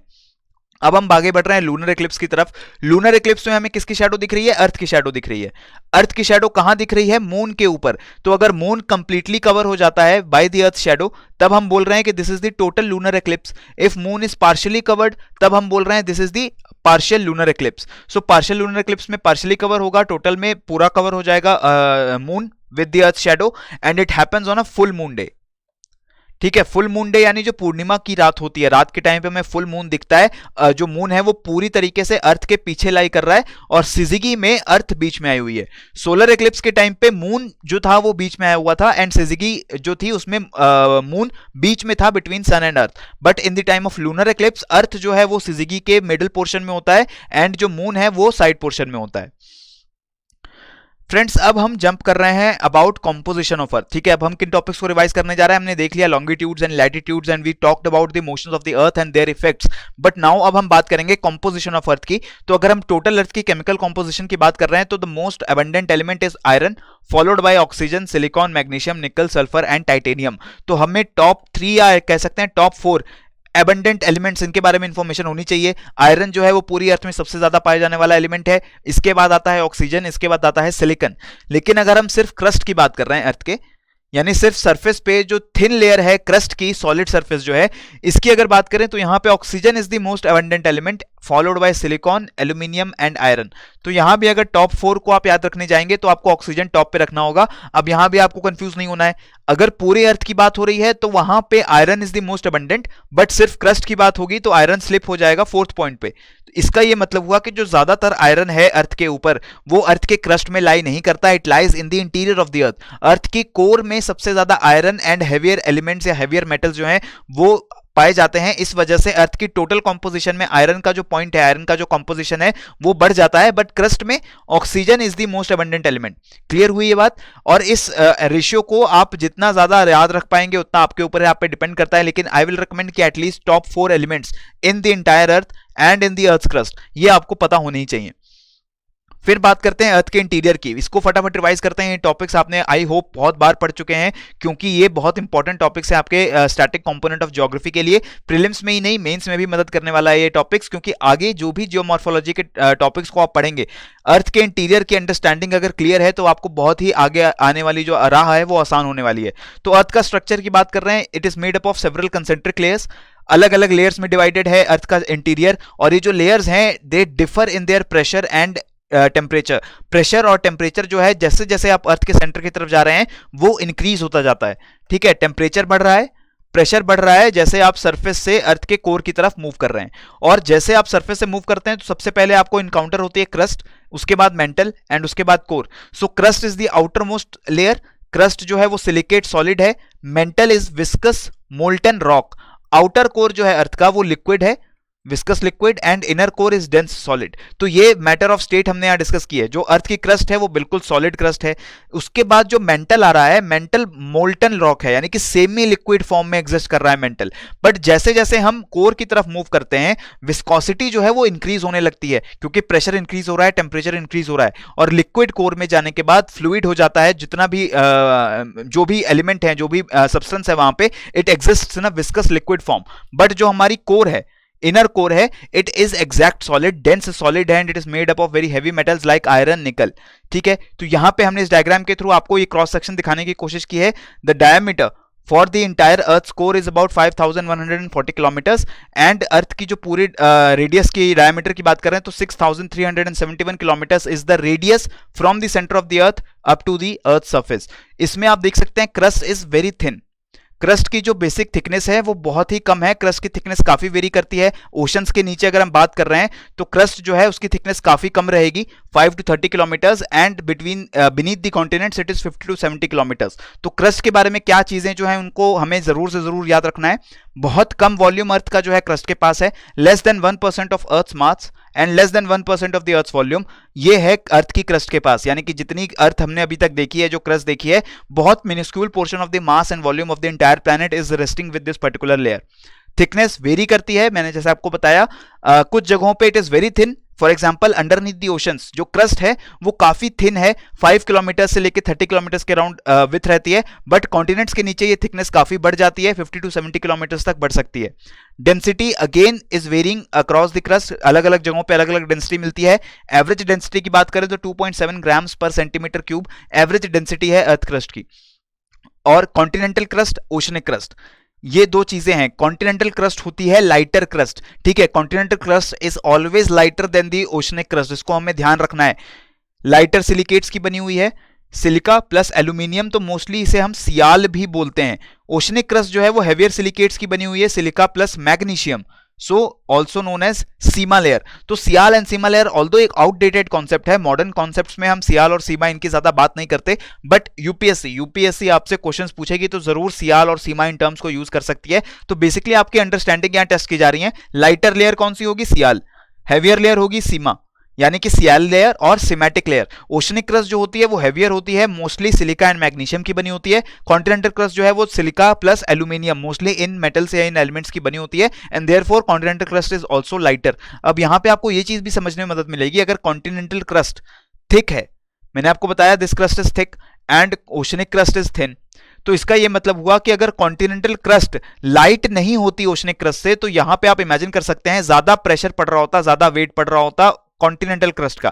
अगर ये दोनों क्रस्ट एक ही मटेरियल की बनी होती जिनका सेम वेट है, तो यहां पे ज्यादा वेट पड़ रहा होता, यहां पे कम वेट पड़ रहा होता, और इससे अर्थ का जो इंटीरियर है वो डिस्टेबिलाइज हो रहा होता। काफी ज्यादा प्रेशर डिफरेंस की वजह से नीचे का जो मैग्मा है वो बहुत ज्यादा मूव करता।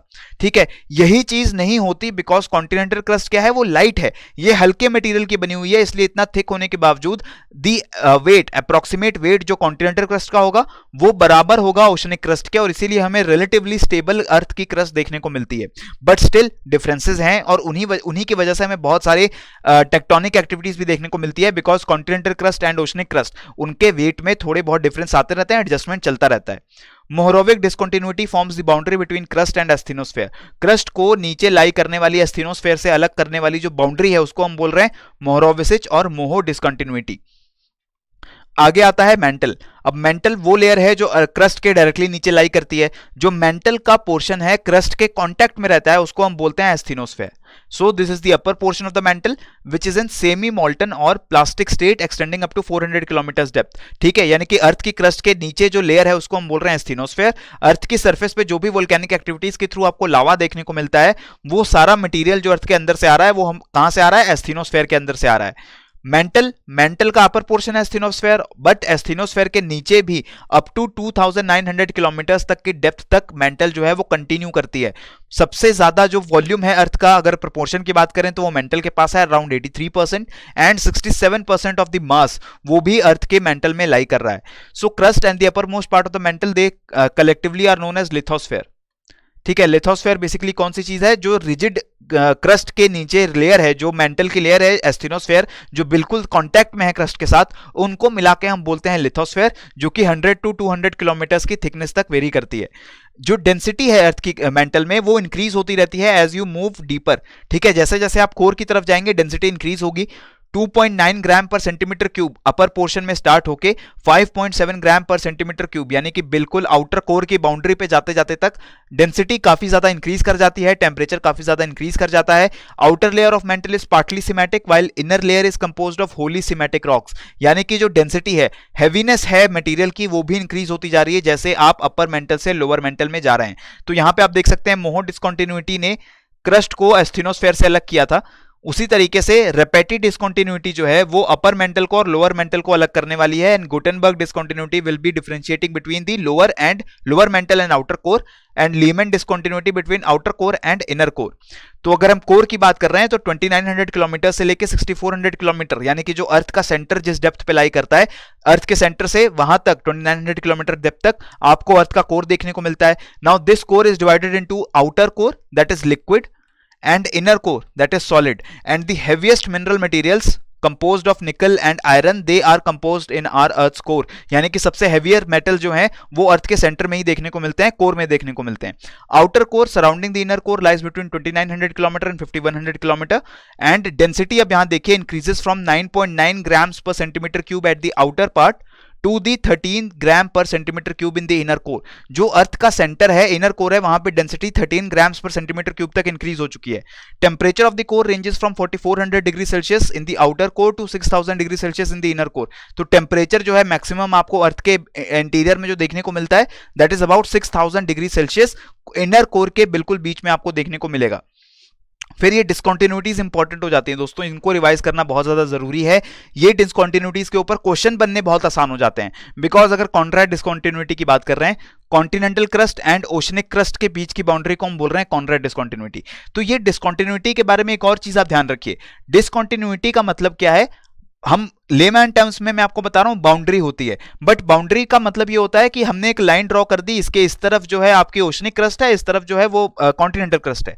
लेकिन रियल वर्ल्ड में ऐसा नहीं होता कि एक सिंगल बाउंड्री बनी हुई है, तो इसलिए हम यूज करते हैं डिसकंटिन्यूटी। डिसकंटिन्यूटी एक रेंज होती है, ठीक है। तो अब हम क्रस्ट में, oceanic crust and continental crust में डिफरेंस कैसे करेंगे, हम डिफरेंस यही देख के करेंगे कि sialic and semantic, heavier and lighter silicate कहां पे चेंज हो रहे हैं। हमने देखा था कॉन्टिनेंटल क्रस्ट जो है वो लाइटर सिलिकेट की होगी, ओशनिक क्रस्ट हेवियर सिलिकेट की होगी। तो जहां पे ये हेवियर सिलिकेट और लाइटर सिलिकेट्स का डिफरेंस होगा, वहां पे हम समझ जाएंगे कि कॉन्टिनेंटल क्रस्ट जो है और ओशनिक क्रस्ट जो है, इनका यहां पे आपस में मिलन हो रहा है। तो ये जो जोन होता है इसको हम बोलते हैं डिसकंटिन्यूटी। इसी तरीके से मोहरोविच डिसकंटिन्यूटी है, ये क्रस्ट को और मेंटल को अलग कर रही है। तो ये कोई एक बाउंड्री नहीं है, ये जोन है जहां पे क्रस्ट मर्ज हो जाता है हमारे एस्थेनोस्फेयर के साथ। उसी तरीके से Repetti discontinuity is the zone of transition between upper mantle lower mantle. Gutenberg में हम lower mantle and outer core, इनके बीच में जो टेम्परेचर, प्रेशर और स्टेट ऑफ मैटर का चेंज होने वाला है, मोल्टन स्टेट से डायरेक्ट लिक्विड स्टेट में हम चेंज होने वाले हैं, इस रेंज ऑफ चेंज को हम बोल रहे हैं Gutenberg discontinuity.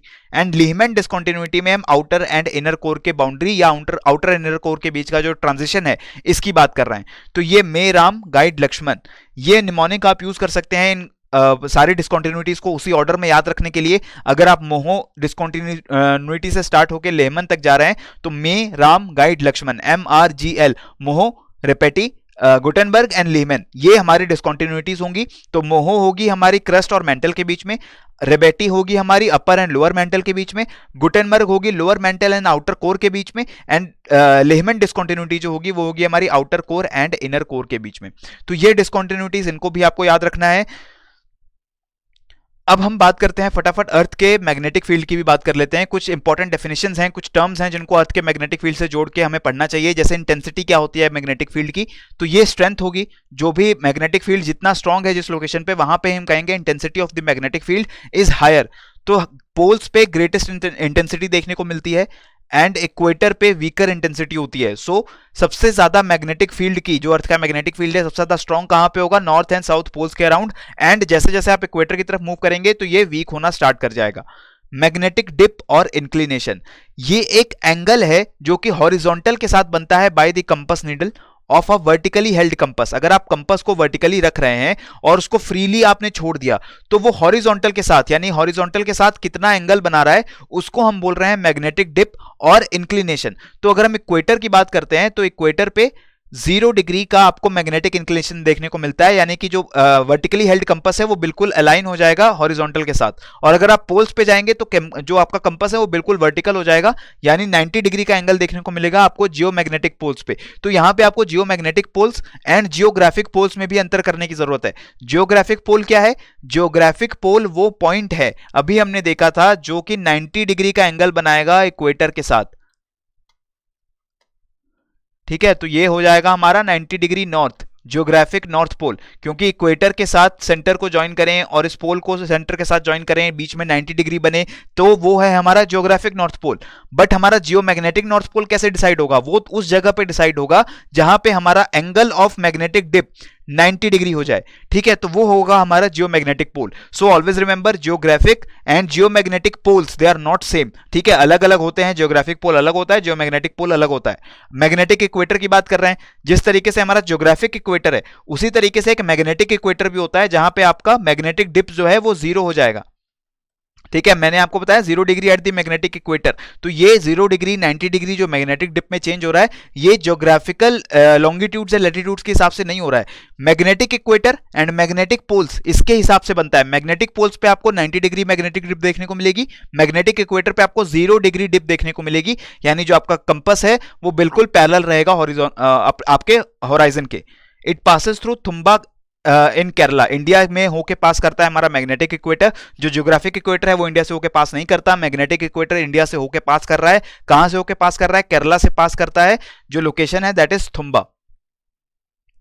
Now magnetic north pole, magnetic south pole, मैंने ऑलरेडी आपको बताया, ये जो magnetic and north and south poles होते हैं, they are wandering points. First of all, ये फिक्स नहीं रहते, ये पॉइंट चेंज होते रहते हैं, और काफी लंबे टाइम के बाद, बहुत सारा टाइम जो है उसको इलैप्स होने के बाद, ये जो पॉइंट्स हैं काफी सिग्निफिकेंट डिस्टेंस ट्रेवल कर सकते हैं। So therefore wandering points of magnetic north and magnetic south poles, and they are decided by कि जो आपका मैग्नेटिक डिप है वो किस लोकेशन पे जाके 90 डिग्री शो करता है। जिस लोकेशन पे 90 डिग्री एंगल शो कर रहा है आपका मैग्नेटिक डिप या फिर आपका मैग्नेटिक कंपास, उस जगह को हम बोलेंगे मैग्नेटिक नॉर्थ पोल और magnetic south pole. So in the magnetic north pole, one more important thing, this north pole is moving over time due to magnetic changes in the earth core. जो भी अर्थ का magnetic field बन रहा है वो बन किस वजह से रहा है, ये भी एक इंपॉर्टेंट कॉन्सेप्ट है, क्योंकि अर्थ के अंदर बहुत सारे मेटल्स हैं और वो मेटल्स अर्थ की रोटेशन की वजह से आपस में वो भी घूम रहे हैं, और जब भी कोई मेटल मोल्टन स्टेट में रिवॉल्व करता है, मूव करता है, तो वो मैग्नेटिक फील्ड जनरेट करता है, and because of heavy amount of metals being present in the earth core, उसकी वजह से हमें अर्थ का मैग्नेटिक फील्ड देखने को मिलता है। इस मूवमेंट में बहुत सारे चेंजेस आते रहते हैं, इस वजह से अर्थ के जियोमैग्नेटिक फील्ड में चेंजेस आते रहते हैं, और हमारा जो magnetic north and south poles हैं ये भी मूव करते रहते हैं। तो मैग्नेटिक नॉर्थ पोल में एक और इंपॉर्टेंट चीज है, वर्टिकली डाउनवर्ड्स आपका जो कंपास है वो पॉइंट करेगा, 90 डिग्री का एंगल बनाएगा, बट नीचे की तरफ पॉइंट करेगा, और साउथ पोल पे आप जब जाएंगे तो magnetic compass directly upwards point करेगा। ठीक है, तो ये एक छोटा सा डिफरेंस है between magnetic north and south poles. Advantages क्या है, सिग्निफिकेंस क्या है जियोमैग्नेटिक फील्ड का, तो बहुत सारे एडवांटेजेस हैं। सन से आने वाली जो हार्मफुल विंड्स हैं, हार्मफुल आयंस हैं, चार्ज पार्टिकल्स हैं, उनको डिस्प्लेस करने का काम करता है मैग्नेटिक फील्ड। जो लाइफ सस्टेन कर रही है अर्थ प्लैनेट के ऊपर, उसको प्रिजर्व करने में बहुत ज्यादा इंपॉर्टेंट काम करता है। इसके साथ ही मैग्नेटो परसेप्शन में बहुत सारे एनिमल्स को हेल्प करता है, डायरेक्शन को एस्टैब्लिश करने में, लोकेट करने में, this earth geomagnetic field, and helps in navigation by use of compass. Humans भी इस नेविगेशन को, इस मैग्नेटिक फील्ड को यूज कर सकते हैं कंपास को यूज करके। ठीक है, आप कंपास के थ्रू डायरेक्शन पता लगा सकते हैं, वो भी क्यों हो रहा है, जियोमैग्नेटिक फील्ड की वजह से। इसके साथ पोलर लाइट्स का जो फिनोमिना हमें देखने को मिलता है, ऑरोरा ऑस्ट्रालिस, ऑरोरा बोरियालिस, ये टर्म्स जो हैं, ऑरोरा ऑस्ट्रालिस आपको देखने को मिलता है सदर्न पोल के आसपास, and aurora borealis in the northern pole. ये आपको लाइट्स देखने को मिलती हैं इन दी स्काई।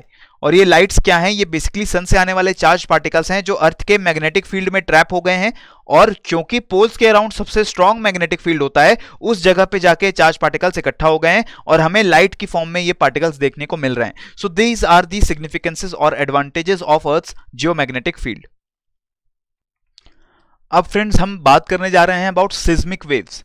ठीक है, हमने अर्थ के इंटीरियर के बारे में काफी बातें कर ली हैं, हमने देख लिया कि काफी इंफॉर्मेशन जो हमने अभी तक कलेक्ट की हुई थी रिगार्डिंग द अर्थ इंटीरियर, उसको हमने एक बार फटाफट रिवाइज कर लिया है। अब हम मूव करने जा रहे हैं सिस्मिक वेव्स के ऊपर, जो कि अप्लाइड पोर्शन में आ जाता है। अभी तक जो भी हमने नॉलेज ली है उसमें थोड़ी सी और एडिशन करेंगे, और इससे हमें एमसीक्यू सॉल्व करने में भी मदद मिलेगी। अर्थक्वेक्स क्या है, बेसिकली अर्थ के अंदर जब भी कोई एनर्जी रिलीज होती है तो उसको हम बोल रहे हैं अर्थक्वेक्स आ गया, उस एनर्जी को हम एक्सपीरियंस कर पाते हैं और हमें अर्थक्वेक्स जो है वो महसूस होते हैं। अर्थक्वेक्स बेसिकली अर्थक्वेक से जुड़ी हुई अगर टर्मिनोलॉजीज की बात करें तो हाइपोसेंटर और focus of earthquake is the point from where the energy is released. जिस पॉइंट पे एनर्जी का रिलीज हुआ है उसको बोलते हैं हाइपोसेंटर, और हाइपोसेंटर के डायरेक्टली ओवरहेड अर्थ की सरफेस पे जो पॉइंट होगा उसको हम बोलते हैं एपिसेंटर, बिकॉज जो भी एनर्जी रिलीज होगी वो हमेशा सरफेस पे नहीं होगी। अर्थ की सरफेस पे एनर्जी ना रिलीज होके अर्थ की क्रस्ट के अंदर कहीं एनर्जी रिलीज होती है, उस पॉइंट को हम बोलते हैं फोकस। और इस फोकस के डायरेक्टली ओवरहेड सरफेस पे जो पॉइंट होगा उसे हम बोलते हैं एपिसेंटर। ये बात क्लियर हुई। अब जो एनर्जी रिलीज हुई है, this energy travels inside earth in form of waves और सिस्मिक वेव्स। और सिस्मिक वेव्स की अलग अलग टाइप्स होती हैं। क्या टाइप्स होती हैं? दो प्राइमरी टाइप्स हैं, body waves and surface waves. जब ये एनर्जी अर्थ के अंदर यानी अर्थ के प्लैनेट के अंदर ट्रैवल कर रही है तो वो बॉडी वेव्स है, because it is travelling inside the earth's body. But जब ये एनर्जी अर्थ की सरफेस पे आ जाती है, बिल्कुल सरफेस पे आ गई, तब हम उसे बोलते हैं सरफेस वेव्स। ठीक है, because now it is not travelling inside the earth's body, it is travelling on the surface. Body waves की बात कर रहे हैं, दो तरह की बॉडी वेव्स होती हैं, primary and secondary body waves. अब यहां पे इन चीजों को आपको ध्यान से रिवाइज करना है। प्राइमरी वेव्स यानी primary body waves, these are longitudinal और compressional waves like seen in this picture। ये compressional waves होती हैं, particles of the medium are vibrating along the direction of propagation of wave। अगर जो wave है propagate कर रही है किसी particular direction में, particles are also oscillating in that direction। ठीक है, to and fro oscillation होता है, लेकिन particles भी इसी direction में ही rotate कर रहे हैं, सॉरी oscillate कर रहे हैं। fastest moving waves होती हैं seismic waves, जो हम तीन टाइप्स की अब कह सकते हैं, primary body, secondary body and surface waves. इन तीनों वेव्स में से फास्टेस्ट वेव होती है आपकी प्राइमरी बॉडी वेव्स।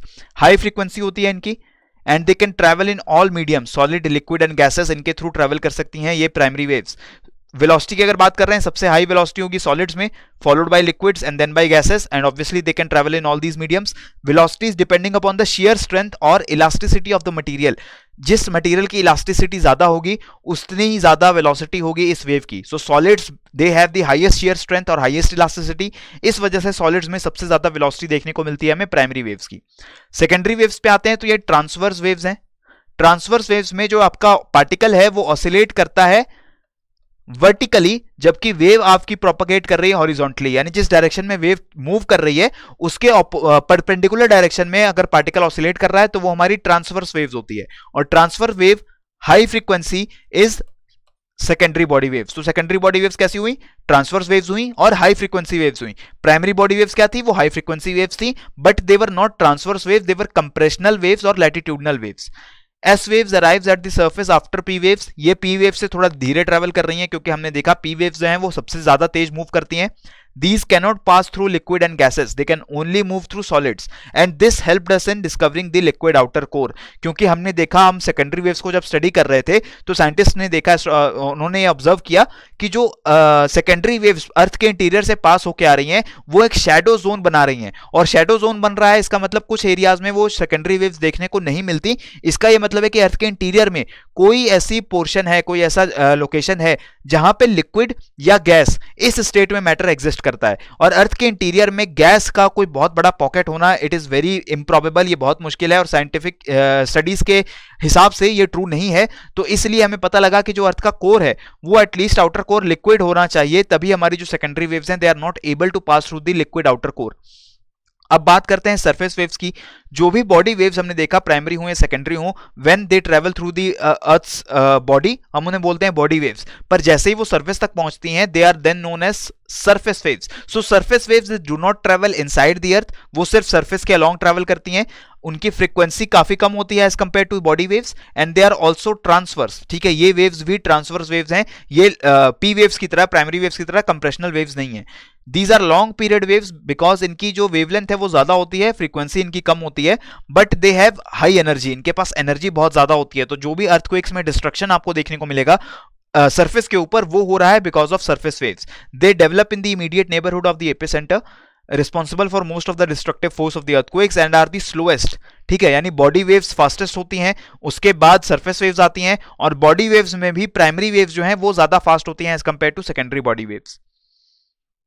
अब बात करते हैं शैडो जोन की। तो यहां पे आपको क्या चीज ध्यान में रखनी है, P waves and secondary waves जो भी हमारी बॉडी वेव्स हैं इनका कुछ शैडो जोन बनता है। शैडो जोन क्यों बन रहा है? क्योंकि ये वेव्स जब अर्थ के इंटीरियर से ट्रैवल करती हैं, तो मैंने आपको बताया, हमने अभी रिवाइज किया है कि earth is made up of layers of different concentric structures जिनकी डेंसिटी वेरी करती है। डेंसिटी वेरी करने की वजह से, टेम्परेचर्स वेरी करने की वजह से ये जो आपकी सेस्मिक वेव्स हैं ये रिफ्रैक्ट हो जाती हैं। आपने लाइट में रिफ्रैक्शन का फिनोमेना देखा होगा कि लाइट जब अलग अलग सब्सटेंसेस के थ्रू ट्रैवल करके जाती है तो बेंड हो जाती है। उसी तरीके से जितनी भी वेव्स होती हैं वो अलग मीडियम से ट्रैवल करने पे उनकी डायरेक्शन में चेंज आता है, और उसको हम बोलते हैं रिफ्रैक्शन।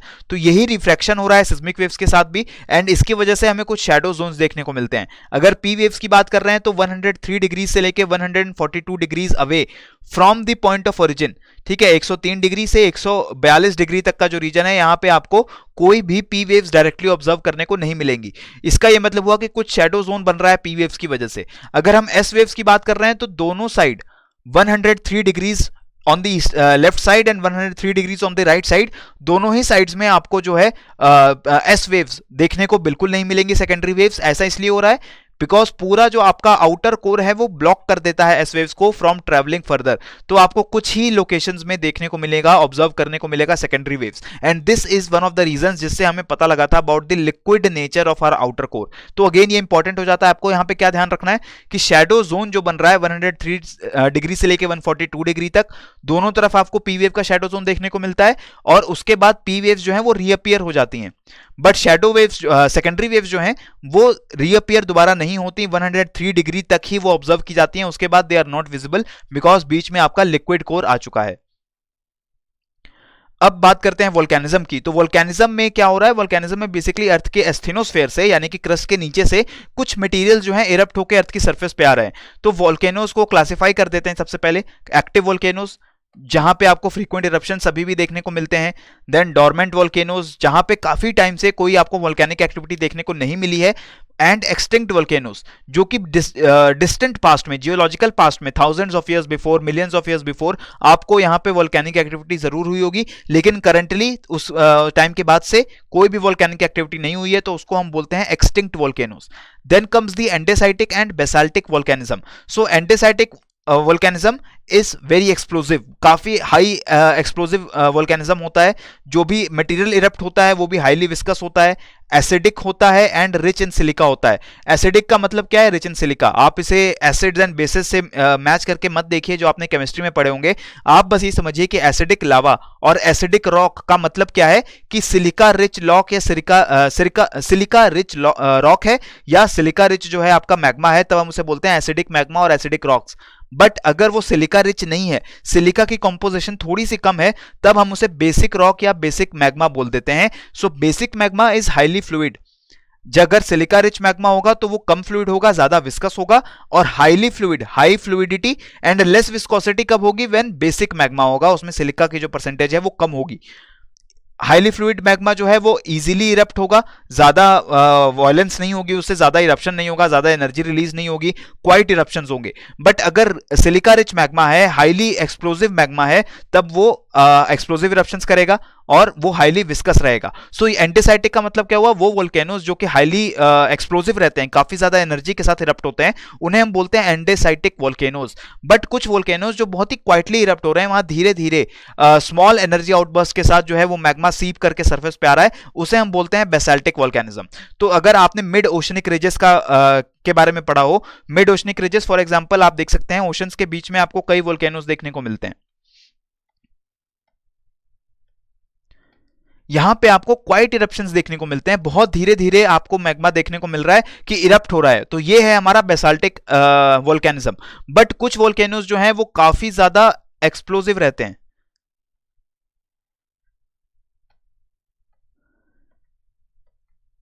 ये जो एक्सप्लोसिव वोल्केनोज हैं, दीज आर एंटीसाइटिक वोल्केनोज, बिकॉज यहां से जो मैग्मा बाहर आ रहा है ये काफी ज्यादा वायलेंट मैग्मा है, काफी ज्यादा विस्कस मैग्मा है। And now one more thing that is interesting here, जितने भी वोल्केनोज आपको यहां देखने को मिल रहे हैं, most of them they are lying around the continental plate margins. Oceans and continents के बीच में जो प्लेट्स की बाउंड्रीज हैं, वहां पे आपको ज्यादातर वोल्केनिज्म देखने को मिल रहा है। एंड दिस इज अगेन, हम इसको डिस्कस करेंगे जब हम टेक्टोनिक प्लेट थ्योरी का आगे डिस्कशन करने वाले हैं, रिवीजन करने वाले हैं, हम वहां पे भी देखेंगे कि ऐसा हो क्यों रहा है। देन वोल्केनिक लैंडफॉर्म्स की बात करते हैं। एक्सट्रूसिव लैंडफॉर्म्स वो लैंडफॉर्म्स होती हैं जो वोल्केनोज की वजह से बनती हैं on the top of the surface. तो सरफेस के ऊपर आपको शील्ड वोल्केनोज देखने को मिल सकते हैं। शील्ड वोल्केनो कब बनेगा, जब आपका जो मैग्मा इरप्ट हो रहा है वो बहुत विस्कस मैग्मा ना हो, फ्लूइड मैग्मा हो, ताकि जिस पॉइंट से इरप्ट हो रहा है वहां से धीरे धीरे फ्लो करते हुए बेसाल्टिक लावा यानी कि फ्लूइड लावा, बेसाल्टिक मैग्मा धीरे धीरे फ्लो करके एक प्लेटू बनाता है जिसकी स्लोप काफी जेंटल रहती है, तो इसे हम बोल रहे हैं shield volcano. Then comes a composite और स्ट्रैटो वोल्केनो। अब स्ट्रैटो वोल्केनो वो वोल्केनोस होते हैं जहां पे आपको वैरायटी ऑफ मैग्मा, वो बेसाल्टिक हो सकता है, एंडेसाइटिक मैग्मा हो सकता है, ऐसे मैग्मास देखने को मिलते हैं। तो जो इरप्शन हो रही है वो भी वोल्केनिक इरप्शन हो सकती है, एक्सप्लोसिव इरप्शन हो सकती है। इन वोल्केनोस को हम बोलते हैं कंपोजिट और स्ट्रैटो वोल्केनोस। इन वोल्केनोस में मैग्मा के साथ साथ काफी ज्यादा ऐश, काफी ज्यादा गैसेस जो हैं वो भी इरप्ट होकर बाहर आती हैं।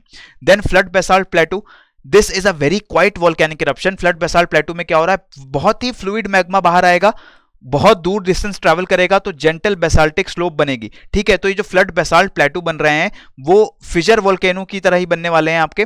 फिजर वोल्केनो में एक सिंपल सी आपकी जो फिजर हो जाती है, वहां से मैग्मा क्वाइटली बाहर आ रहा होता है, कोई बहुत ज्यादा एक्सप्लोजन नहीं हो रही होती। और इसी तरीके से फ्लड बेसाल्ट प्लेटू जो बनते हैं वो हाईली फ्लूइड मैग्मा से बनते हैं, जिस मैग्मा ने काफी ज्यादा डिस्टेंस को कवर कर लिया है और वहां पे एक प्लेटू की फॉर्मेशन कर दी है। अगर मैग्मा हाईली फ्लूइड नहीं होगा, मैग्मा विस्कस होगा, बहुत डिस्टेंस ट्रैवल नहीं कर पा रहा है बिफोर सॉलिडिफाइंग, तब वो क्या बनाएगा, वो बनाएगा आपके डोम वोल्केनोस या फिर ऐश सिंडर वोल्केनोस या फिर composite volcanoes, because now the magma is solidifying very quickly और बहुत दूर तक ट्रैवल भी नहीं कर पा रहा, तो एक ही जगह पे यानी कि जहां से ओरिजिन हो रहा है वहां के आसपास ही सॉलिडिफाई हो जाता है और हाइट अपनी इंक्रीज कर लेता है। सो देयरफॉर आपको जो जैसे देखने को एश सिंडर वोल्केनो मिलेंगे, आपको कंपोजिट और स्ट्रेटो वोल्केनो या कोनिकल और डोम वोल्केनो देखने को मिल रहे हैं, तो वहां पे आपको जो मैग्मा मिलेगा वो थिक मैग्मा होगा एंड फास्ट कूलिंग मैग्मा होगा, यानी कि वो एसिडिक मैग्मा होगा, सिलिका रिच मैग्मा होगा।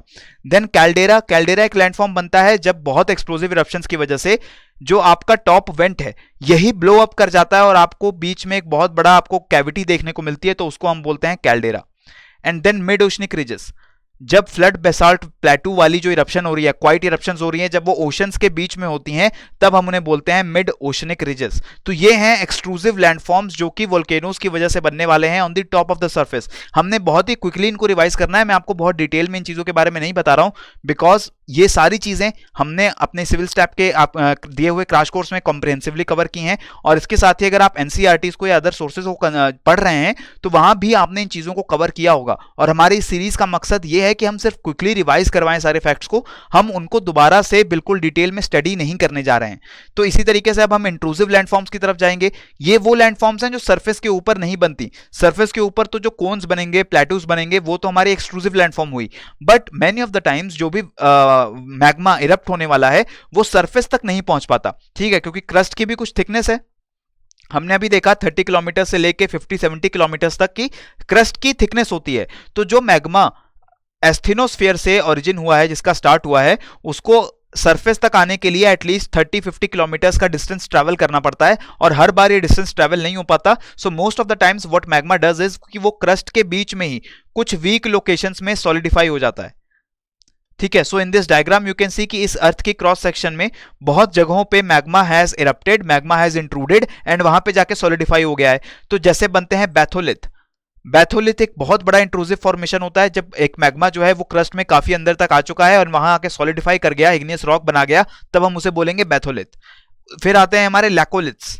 सो लैकोलिथ्स होते हैं जो अपवर्ड स्लैंटिंग हमारे डोम शेप्ड इंट्रूजन्स बनते हैं, उनको हम बोलते हैं लैकोलिथ। देन लोपोलिथ्स बन रहे हैं जो कि डाउनवर्ड बेंडिंग होंगे, सॉसर की तरह शेप होगा, तब उन्हें बोलेंगे लोपोलिथ। तो लैकोलिथ कैसे थे? Dome shaped. लोपोलिथ कैसे थे? Saucer shaped. Then comes phacolith. Now phacoliths are deposited in the anticlines and synclines. जैसे कि आपकी क्रस्ट में कई बार जो सेडिमेंट्री लेयर्स होती हैं, रॉक लेयर्स होती हैं, वो बेड्स की फॉर्म में होती हैं, और ये जो बेड्स होते हैं हो सकता है एंटीक्लाइंस एंड सिंक्लाइंस की फॉर्म में एग्जिस्ट कर रहे हो बीनीथ द क्रस्ट। तो कई बार जो हमारा मैग्मा है इन्हीं एंटीक्लाइंस एंड सिंक्लाइंस में इनरूड कर जाता है and saucer shaped and dome shaped consecutive formations बनाता है, तो इनको हम बोलते हैं phacoliths. Then sills and dykes. Sills जो है वो आपकी वर्टिकल जो आपकी फॉर्मेशन होती है, अगर आपका मैग्मा जो है वो इंट्रूड होके हॉरिजॉन्टली अगर सॉलिडिफाई हो गया है तब हम इसे बोलते हैं सिल, एंड वर्टिकली अगर सॉलिडिफाई हो गया है तब हम उसे बोलते हैं डाइक, ठीक है। तो ये अलग अलग टर्म्स हैं, ये टर्म्स कंफ्यूजिंग हो जाती हैं क्योंकि इनकी डेफिनेशंस अलग अलग हैं और यूपीएससी यहीं पे आपको कंफ्यूज करेगा, देख लेना। यूपीएससी में जो आपको क्वेश्चंस देखने को मिलेंगे, आपको डेफिनेशंस के ऊपर क्वेश्चंस आ सकते हैं, बैथोलिथ क्या होता है, लोपोलिथ क्या होता है, लैकोलिथ क्या होता है। तो ये बिल्कुल स्टैटिक चीजें हैं और इनको रिवाइज करने का मकसद यही है फ्रेंड्स कि अगर कोई एनालिटिकल क्वेश्चन आता है, कंसेप्चुअल क्वेश्चन आता है, तो उसको तो आप आराम से शायद आंसर कर पाएंगे, पर इन चीजों को आपको आंसर करने के लिए इंफॉर्मेशन जरूरी है। आपको पता होना चाहिए कि बैथोलिथ जो है उसकी एग्जैक्ट डेफिनेशन क्या होती है, लैकोलिथ की एग्जैक्ट डेफिनेशन क्या होती है, और इसको आपको याद करना पड़ेगा। इसको याद करिए ताकि आप यूपीएससी प्रीलिम्स में जब अगर ऐसे क्वेश्चन आते हैं तो उनको आप इजीली सॉल्व कर पाएं। अब दोस्तों आते हैं प्लेट टेक्टोनिक थ्योरी के ऊपर। सो this is a very applied theory. यहां पे हम अभी तक जितनी इंफॉर्मेशन हमने कलेक्ट की है उसका सार जो है वो यहां पे यूज करने वाले हैं प्लेट टेक्टोनिक थ्योरी को समझने के लिए। 1968 में इसको मॉर्गन द्वारा आउटलाइन किया गया था फाइनली, एंड 67 में ही सजेस्ट कर दिया गया था by the McKenzie and Parker.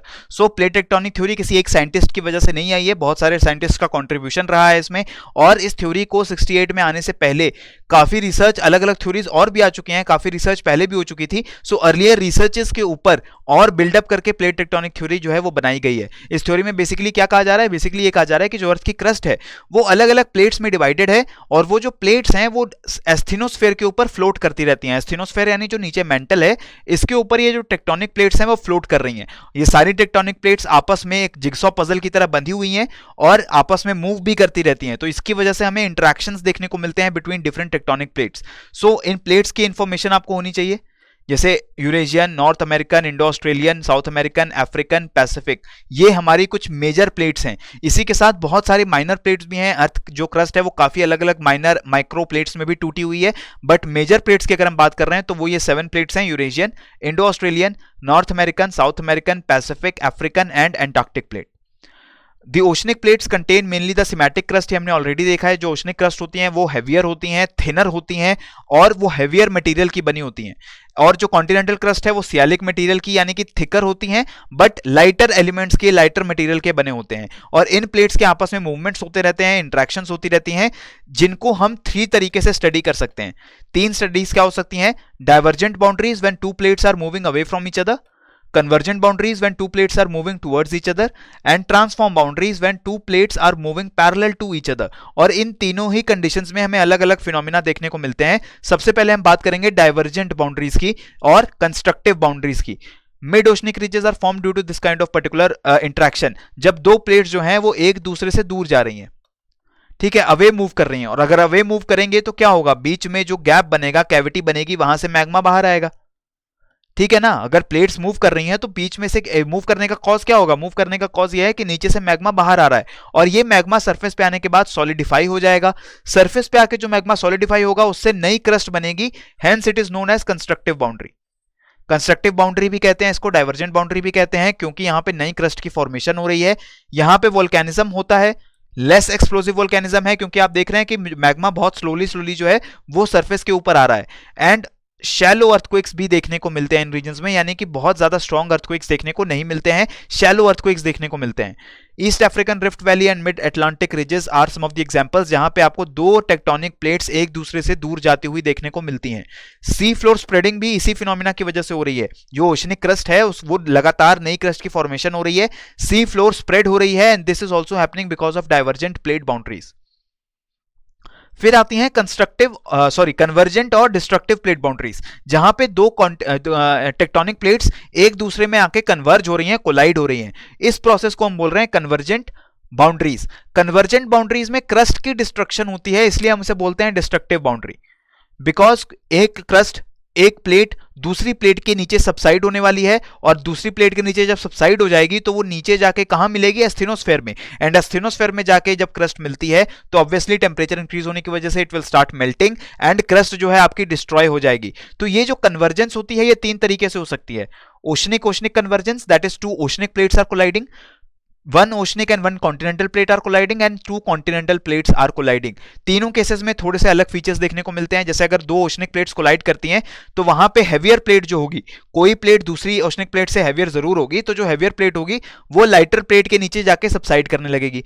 इस केस में आपको explosive volcanism and frequent earthquakes देखने को मिलते हैं, यानी कि वेरी स्ट्रॉन्ग अर्थक्वेक्स देखने को मिलेंगे इन रीजन्स में जहां पे 2 ओशनिक प्लेट्स कोलाइड कर रही हैं, एंड आपको वोल्केनिज्म भी बहुत स्ट्रॉन्ग देखने को मिलेगा। और इसकी वजह से आपको आइलैंड आर्क्स की फॉर्मेशन देखने को मिलती है, वोल्केनिक आइलैंड आर्क्स। जैसे जो जापानीज आइलैंड्स हैं, इंडोनेशियन आइलैंड्स हैं, फिलीपीन आइलैंड्स हैं, ये वोल्केनिक आइलैंड्स के ही आर्किपेलागोस हैं। तो यहां पे क्या हो रहा है, यहां पे बेसिकली कॉन्टिनेंटल प्लेट जो कि यूरेशियन प्लेट है पैसिफिक ओशनिक प्लेट के साथ कोलाइड कर रही है, और इसलिए इस कन्वर्जेंस में आपको वोल्केनिक आइलैंड आर्क्स भी देखने को मिल रहे हैं। फिर एक हो सकती है ओशनिक एंड कॉन्टिनेंटल कन्वर्जेंस, जहां पे एक कॉन्टिनेंटल प्लेट होगी और एक ओशनिक प्लेट होगी। इस केस में भी आपको हेवियर ओशनिक प्लेट सबसाइड होते दिखेगी, क्योंकि कॉन्टिनेंटल प्लेट जो है वो लाइटर होगी as compare to the oceanic plate. In this case also आपको फोल्ड माउंटेन्स देखने को मिलेंगे, जो अभी तक आपको देखने को नहीं मिल रहे थे ओशनिक कन्वर्जेंस में। तो ये जो फोल्ड माउंटेन्स देखने को मिलेंगे ये होंगे कॉन्टिनेंटल क्रस्ट की तरफ, जहां पे कॉन्टिनेंटल क्रस्ट है उसके ऊपर फोल्ड माउंटेन्स बनेंगे। वो फोल्ड माउंटेन्स में आपको वोल्केनिज्म, हैवी वोल्केनिज्म भी देखने को मिलेगा, एंड आपको स्ट्रॉन्ग अर्थक्वेक्स भी देखने को मिलेंगे। तो इसलिए इस कन्वर्जेंस को कॉर्डिलेरन कन्वर्जेंस भी कहते हैं, क्योंकि कॉर्डिलेरा का मतलब क्या है, लॉन्ग चेन ऑफ माउंटेन्स, यानी long chain of mountain ranges, उसे हम बोलते हैं cordillera. So when ocean and continental plates are colliding, हमें क्या देखने को मिलता है, strong earthquakes, strong volcanism and fold mountain systems. वहीं अगर हम बात कर रहे हैं कॉन्टिनेंटल कन्वर्जेंस की, 2 कॉन्टिनेंटल प्लेट्स आपस में कोलाइड करेंगी, तब फोल्ड माउंटेन्स देखने को मिलेंगे, स्ट्रॉन्ग अर्थक्वेक्स देखने को मिलेंगे, बट वोल्केनिज्म देखने को नहीं मिलता। ठीक है, वोल्केनिज्म देखने को क्यों नहीं मिल रहा है, बिकॉज जो हेवियर ओशनिक प्लेट सबमर्ज होके यहां पे मैग्मा डेवलप कर रही थी, जिससे प्रेशर बन रहा था, वोल्केनिज्म हो रहा था, वो चीज यहां पे नहीं होगी, because continental crust they are thicker, और जो थिकर क्रस्ट दूसरी क्रस्ट के नीचे सबसाइड होगी, तब इतना थिक होता है ये एरिया कि यहाँ पे वोल्केनिज्म हो पाना बहुत मुश्किल होता है, मैग्मा को ऊपर आ पाना काफी मुश्किल होता है। ठीक है, इसलिए यहाँ पे आपको वोल्केनिज्म देखने को नहीं मिलता। इसके साथ एक और इंपॉर्टेंट चीज होती है, डीप ट्रेंचेस बनती हैं whenever oceanic plate is involved. Oceanic plate अगर दूसरी ओशनिक प्लेट के साथ कन्वर्ज कर रही है, तब वेरी डीप ट्रेंचेस आपको देखने को मिलेंगी। Some of the deepest trenches in the world, some of the deepest points on the earth surface, वो आपको देखने को मिलते हैं। बट अगर कॉन्टिनेंटल प्लेट्स के साथ ओशनिक प्लेट्स कन्वर्ज करती हैं, तब अगेन आपको डीप ट्रेंचेस देखने को मिलते हैं, बट वो उतने डीप नहीं होते जितने ओशनिक कन्वर्जेंस में होंगे। सो डीप ट्रेंचेस भी होंगी, सबसे डीप होंगी ओशनिक कन्वर्जेंस में, and then oceanic continental convergence, and in continental convergence there will be no deep trenches. Volcanism की बात कर रहे हैं तो इन दोनों केसेस में आपको वोल्केनिज्म मिलेगा, दो कॉन्टिनेंटल प्लेट्स में वोल्केनिज्म नहीं है। अर्थक्वेक्स आपको तीनों केसेस में देखने को मिलेंगे, स्ट्रॉन्ग अर्थक्वेक्स देखने को मिलेंगे in the 3 cases, and fold mountain systems आपको 2 केसेस में देखने को मिल रहे हैं, कॉन्टिनेंट एंड ओशन कॉन्टिनेंट। अगर हम वोल्केनिक आइलैंड्स की बात कर रहे हैं तो वो ओशन प्लेट के कन्वर्जेंस में देखने को मिलते हैं। अब थर्ड टाइप की जो इंटरेक्शन होती है, दैट इज ट्रांसफॉर्म और कंजर्वेटिव बाउंड्री, जहां पे जो दोनों प्लेट्स हैं वो एक दूसरे में कोलाइड नहीं कर रही, डाइवर्ज नहीं कर रही, they are moving parallel to each other. ठीक है, तो इस केस को हम बोल रहे हैं ट्रांसफॉर्म बाउंड्री और conservative boundary, because crust is neither being created nor being destroyed. So in this case no volcanism is seen. Volcanism आपको नेग्लिजिबल देखने को मिलता है, बट अर्थक्वेक्स जो हैं वो आपको देखने को जरूर मिलते हैं। सेस्मिसिटी यहाँ पे स्ट्रांग रहती है क्योंकि 2 प्लेट्स आपस में ग्राइंड कर रही हैं, और ग्राइंड करने की वजह से huge amount of energy is being released inside the earth's crust. So this is the conservative boundary और the transform boundary where 2 plates are moving parallel to each other. यहां पे प्लेट टेक्टोनिक थ्योरी एक ही, जितनी अलग अलग type की interactions हैं उनको एक साथ में लिस्ट किया गया है। As you can see 2 oceanic plates they are colliding here, तो आपको वोल्केनिक आइलैंड्स का फॉर्मेशन देखने को मिलता है। जिस ओशनिक क्रस्ट को सबसाइड होना पड़ रहा है उसके दूसरी साइड आपको वोल्केनिक आइलैंड्स की फॉर्मेशन देखने को मिलती है, यानी कि जो लाइटर क्रस्ट है ओशनिक क्रस्ट, उसके ऊपर वोल्केनिक आइलैंड्स आपको देखने को मिलते हैं। देन डाइवर्जेंट प्लेट बाउंड्रीज, जहां पे प्लेट्स अलग हो रही हैं, यहां पे आपकी सी फ्लोर स्प्रेडिंग होगी, नई क्रस्ट की फॉर्मेशन होगी। ट्रांसफॉर्म फॉल्ट्स बनते हैं जहां पे जो दोनों एरियाज हैं वो पैरेलल मूव कर रहे हैं एक दूसरे के। Then ocean and continents they are converging. ठीक है, जब ओशन और कॉन्टिनेंट्स आपस में कन्वर्ज करते हैं तो आपको फोल्ड माउंटेन सिस्टम्स देखने को मिलते हैं, एंड वोल्केनिज्म भी देखने को मिलता है। यहाँ पे वोल्केनिज्म होंगे, फोल्ड माउंटेन्स होंगे, एंड डीप ट्रेंचेस भी होंगी। Deeper trenches will be found at the convergent boundary of 2 oceanic crust, and slightly shallower trenches will be found in the convergent boundary between a continent and an oceanic crust. अब friends यहां पे ये हम comparison करने वाले हैं between 3 theories, continental drift, सी floor spreading end plate tectonics. अब ये कंपैरिजन आपके लिए इंपॉर्टेंट हो जाता है बिकॉज प्लेट टेक्टोनिक्स के बारे में हम लोगों ने ऑलरेडी डिस्कशन कर लिया, रिवीजन थोड़ा सा कर लिया है। Continental drift and sea floor spreading, इनमें क्या डिफरेंस है इसको हम यहां पे पढ़ लेते हैं। जो मैकेंजी पार्कर एंड मॉर्गन ने दी है हमें प्लेट टेक्टोनिक्स, वहीं sea floor spreading has been given by Harry Hess, Alfred Wegener has given us continental drift. Continental drift में बेसिकली हमें बस ये बताया गया है कि कॉन्टिनेंट्स जो हैं वो मूव करते हैं। कॉन्टिनेंट्स अभी प्रेजेंट लोकेशन में हमें देखने को यहाँ पे मिल रहे हैं, हमेशा से इस जगह पे नहीं थे। Continents they have been drifting and they are still drifting, they are still moving, बस इतना बताया गया हमें कॉन्टिनेंटल ड्रिफ्ट थ्योरी में। सी फ्लोर स्प्रेडिंग में हमें ये बोला गया है कि ओशन फ्लोर जो है, ओशन क्रस्ट जो है, ये स्प्रेड होती है, इसकी नई फॉर्मेशन होती रहती है, and this crust, oceanic crust is expanding. इन दोनों चीजों को प्लेट टेक्टोनिक्स में भी एक्सप्लेन कर दिया गया है। प्लेट टेक्टोनिक्स में हर चीज एक्सप्लेन कर दी गई है कि कॉन्टिनेंट्स अगर मूव करते हैं तो क्यों मूव कर रहे हैं, सी फ्लोर स्प्रेडिंग हो रहा है तो क्यों हो रहा है, और बेसिक रीजन क्या बताया गया है इन दोनों चीजों का कि प्लेट टेक्टोनिक्स यानी कि प्लेट्स जो हैं वो मूव कर रही हैं, जहां पे अवे मूव कर रही हैं वहां पे नई क्रस्ट की फॉर्मेशन हो रही है, जहां पे कोलिजन हो रहा है वहां पे दूसरे फीचर्स देखने को मिल रहे हैं, और यही प्लेट्स की मूवमेंट की वजह से कॉन्टिनेंट्स का भी ड्रिफ्ट हो रहा है। तो यानी कॉन्टिनेंटल प्लेट्स मूव कर गई हैं, इसलिए हमें कॉन्टिनेंटल ड्रिफ्ट देखने को मिल रहा है। ड्राइविंग फोर्स क्या है? ड्राइविंग फोर्स है pole fleeing force and tidal force according to continental drift. Alfred Wegener ने pole fleeing force and tidal force explanation में बोला था कि कॉन्टिनेंट ड्रिफ्ट होने का रीजन ये दोनों फोर्सेज हैं, जो कि गलत एक्सप्लेनेशन थी। ये दोनों ही फोर्सेज बहुत वीक फोर्सेज होती हैं, इनकी वजह से कॉन्टिनेंट्स ड्रिफ्ट नहीं करते। सी फ्लोर स्प्रेडिंग ने बोला कि कन्वेक्शन करंट्स होते हैं मेंटल के अंदर, यानी कि अर्थ की क्रस्ट के नीचे जो मेंटल बना हुआ है, मेंटल में करंट्स जो हैं वो जनरेट हो रहे हैं, और ये करंट्स जो हैं इनकी वजह से ऊपर फ्लोट करने वाली जो क्रस्ट है ये भी मूव करती है। तो सी फ्लोर स्प्रेडिंग में बस ये बताया गया हमें कि कन्वेक्शन करंट्स होते हैं मेंटल पे और वो सरफेस पे आके नई क्रस्ट फॉर्म कर रहे हैं, सी फ्लोर स्प्रेडिंग हो रही है। और टेक्टोनिक प्लेट थ्योरी में ये बोला गया कि ये जो आपके करंट्स हैं ये आपकी टेक्टोनिक प्लेट्स को मूव करते हैं, because these plates they are moving on the, they are floating on the magma, और मैग्मा में जो करंट्स होंगे उसके अकॉर्डिंगली आपकी प्लेट्स भी जो है वो मूव करेंगी और उनके आपस में जो इंटरेक्शन होंगे वो आपको सरफेस पे देखने को मिलेंगे। एविडेंस दिए गए थे तीनों थ्योरीज के, जैसे कि कॉन्टिनेंटल ड्रिफ्ट का एविडेंस क्या था कि जिग्सॉ फिट होता है कोस्टलाइंस का, अलग अलग कोस्टलाइंस हैं वो आपस में फिट हो जाती हैं, बहुत सिमिलैरिटी है। ये क्यों हो रहा है? बिकॉज कॉन्टिनेंटल ड्रिफ्ट हुआ है। Rocks of same age across the oceans, Atlantic Ocean के दोनों तरफ यानी साउथ अमेरिकन साइड पे और अफ्रीकन साइड पे एक ही एज की सिमिलर रॉक्स देखने को मिलती हैं। ये भी सिग्निफाई करता है कि एक टाइम पे ये दोनों जो लैंड मासेस हैं वो सेम रहे होंगे। Glacial deposits, प्लेसर deposits, fossil distribution, इसको देख के भी हमें कॉन्टिनेंटल ड्रिफ्ट के बारे में एविडेंस मिलते हैं। पेलियोमैग्नेटिक रिकॉर्ड्स यानी जियोमैग्नेटिक फील्ड का हिस्टोरिकल रिकॉर्ड अगर हम स्टडी करें तब भी हमें पता लगता है कि जो अर्थ की क्रस्ट की फॉर्मेशन है वो लगातार होती आई है at the mid oceanic ridges and sea floor spreading होती आई है वहां पे। एंड वोल्केनोज एंड अर्थक्वेक्स की डिस्ट्रीब्यूशन जो है वो भी कॉन्टिनेंटल मार्जिन्स पे हो रही है, आपके प्लेट मार्जिन्स पे हो रही है, ये भी सी फ्लोर स्प्रेडिंग के एविडेंस है। प्लेट टेक्टोनिक्स में ये सारे एविडेंस को कंबाइन करके कॉम्प्रिहेंसिव थ्योरी बनाई गई। ड्रॉबैक्स क्या है? तो कॉन्टिनेंटल ड्रिफ्ट में अजम्पशंस थोड़ी फॉल्टी हैं, ये काफी पुरानी थ्योरी है, जनरल ऑब्जर्वेशंस को एविडेंसेस की तरह यहां पे कंक्लूड किया गया है। एंड सी फ्लोर स्प्रेडिंग में कॉन्टिनेंट्स के मूवमेंट की बात नहीं की गई है, सिर्फ सी फ्लोर के स्प्रेड होने की बात की गई है।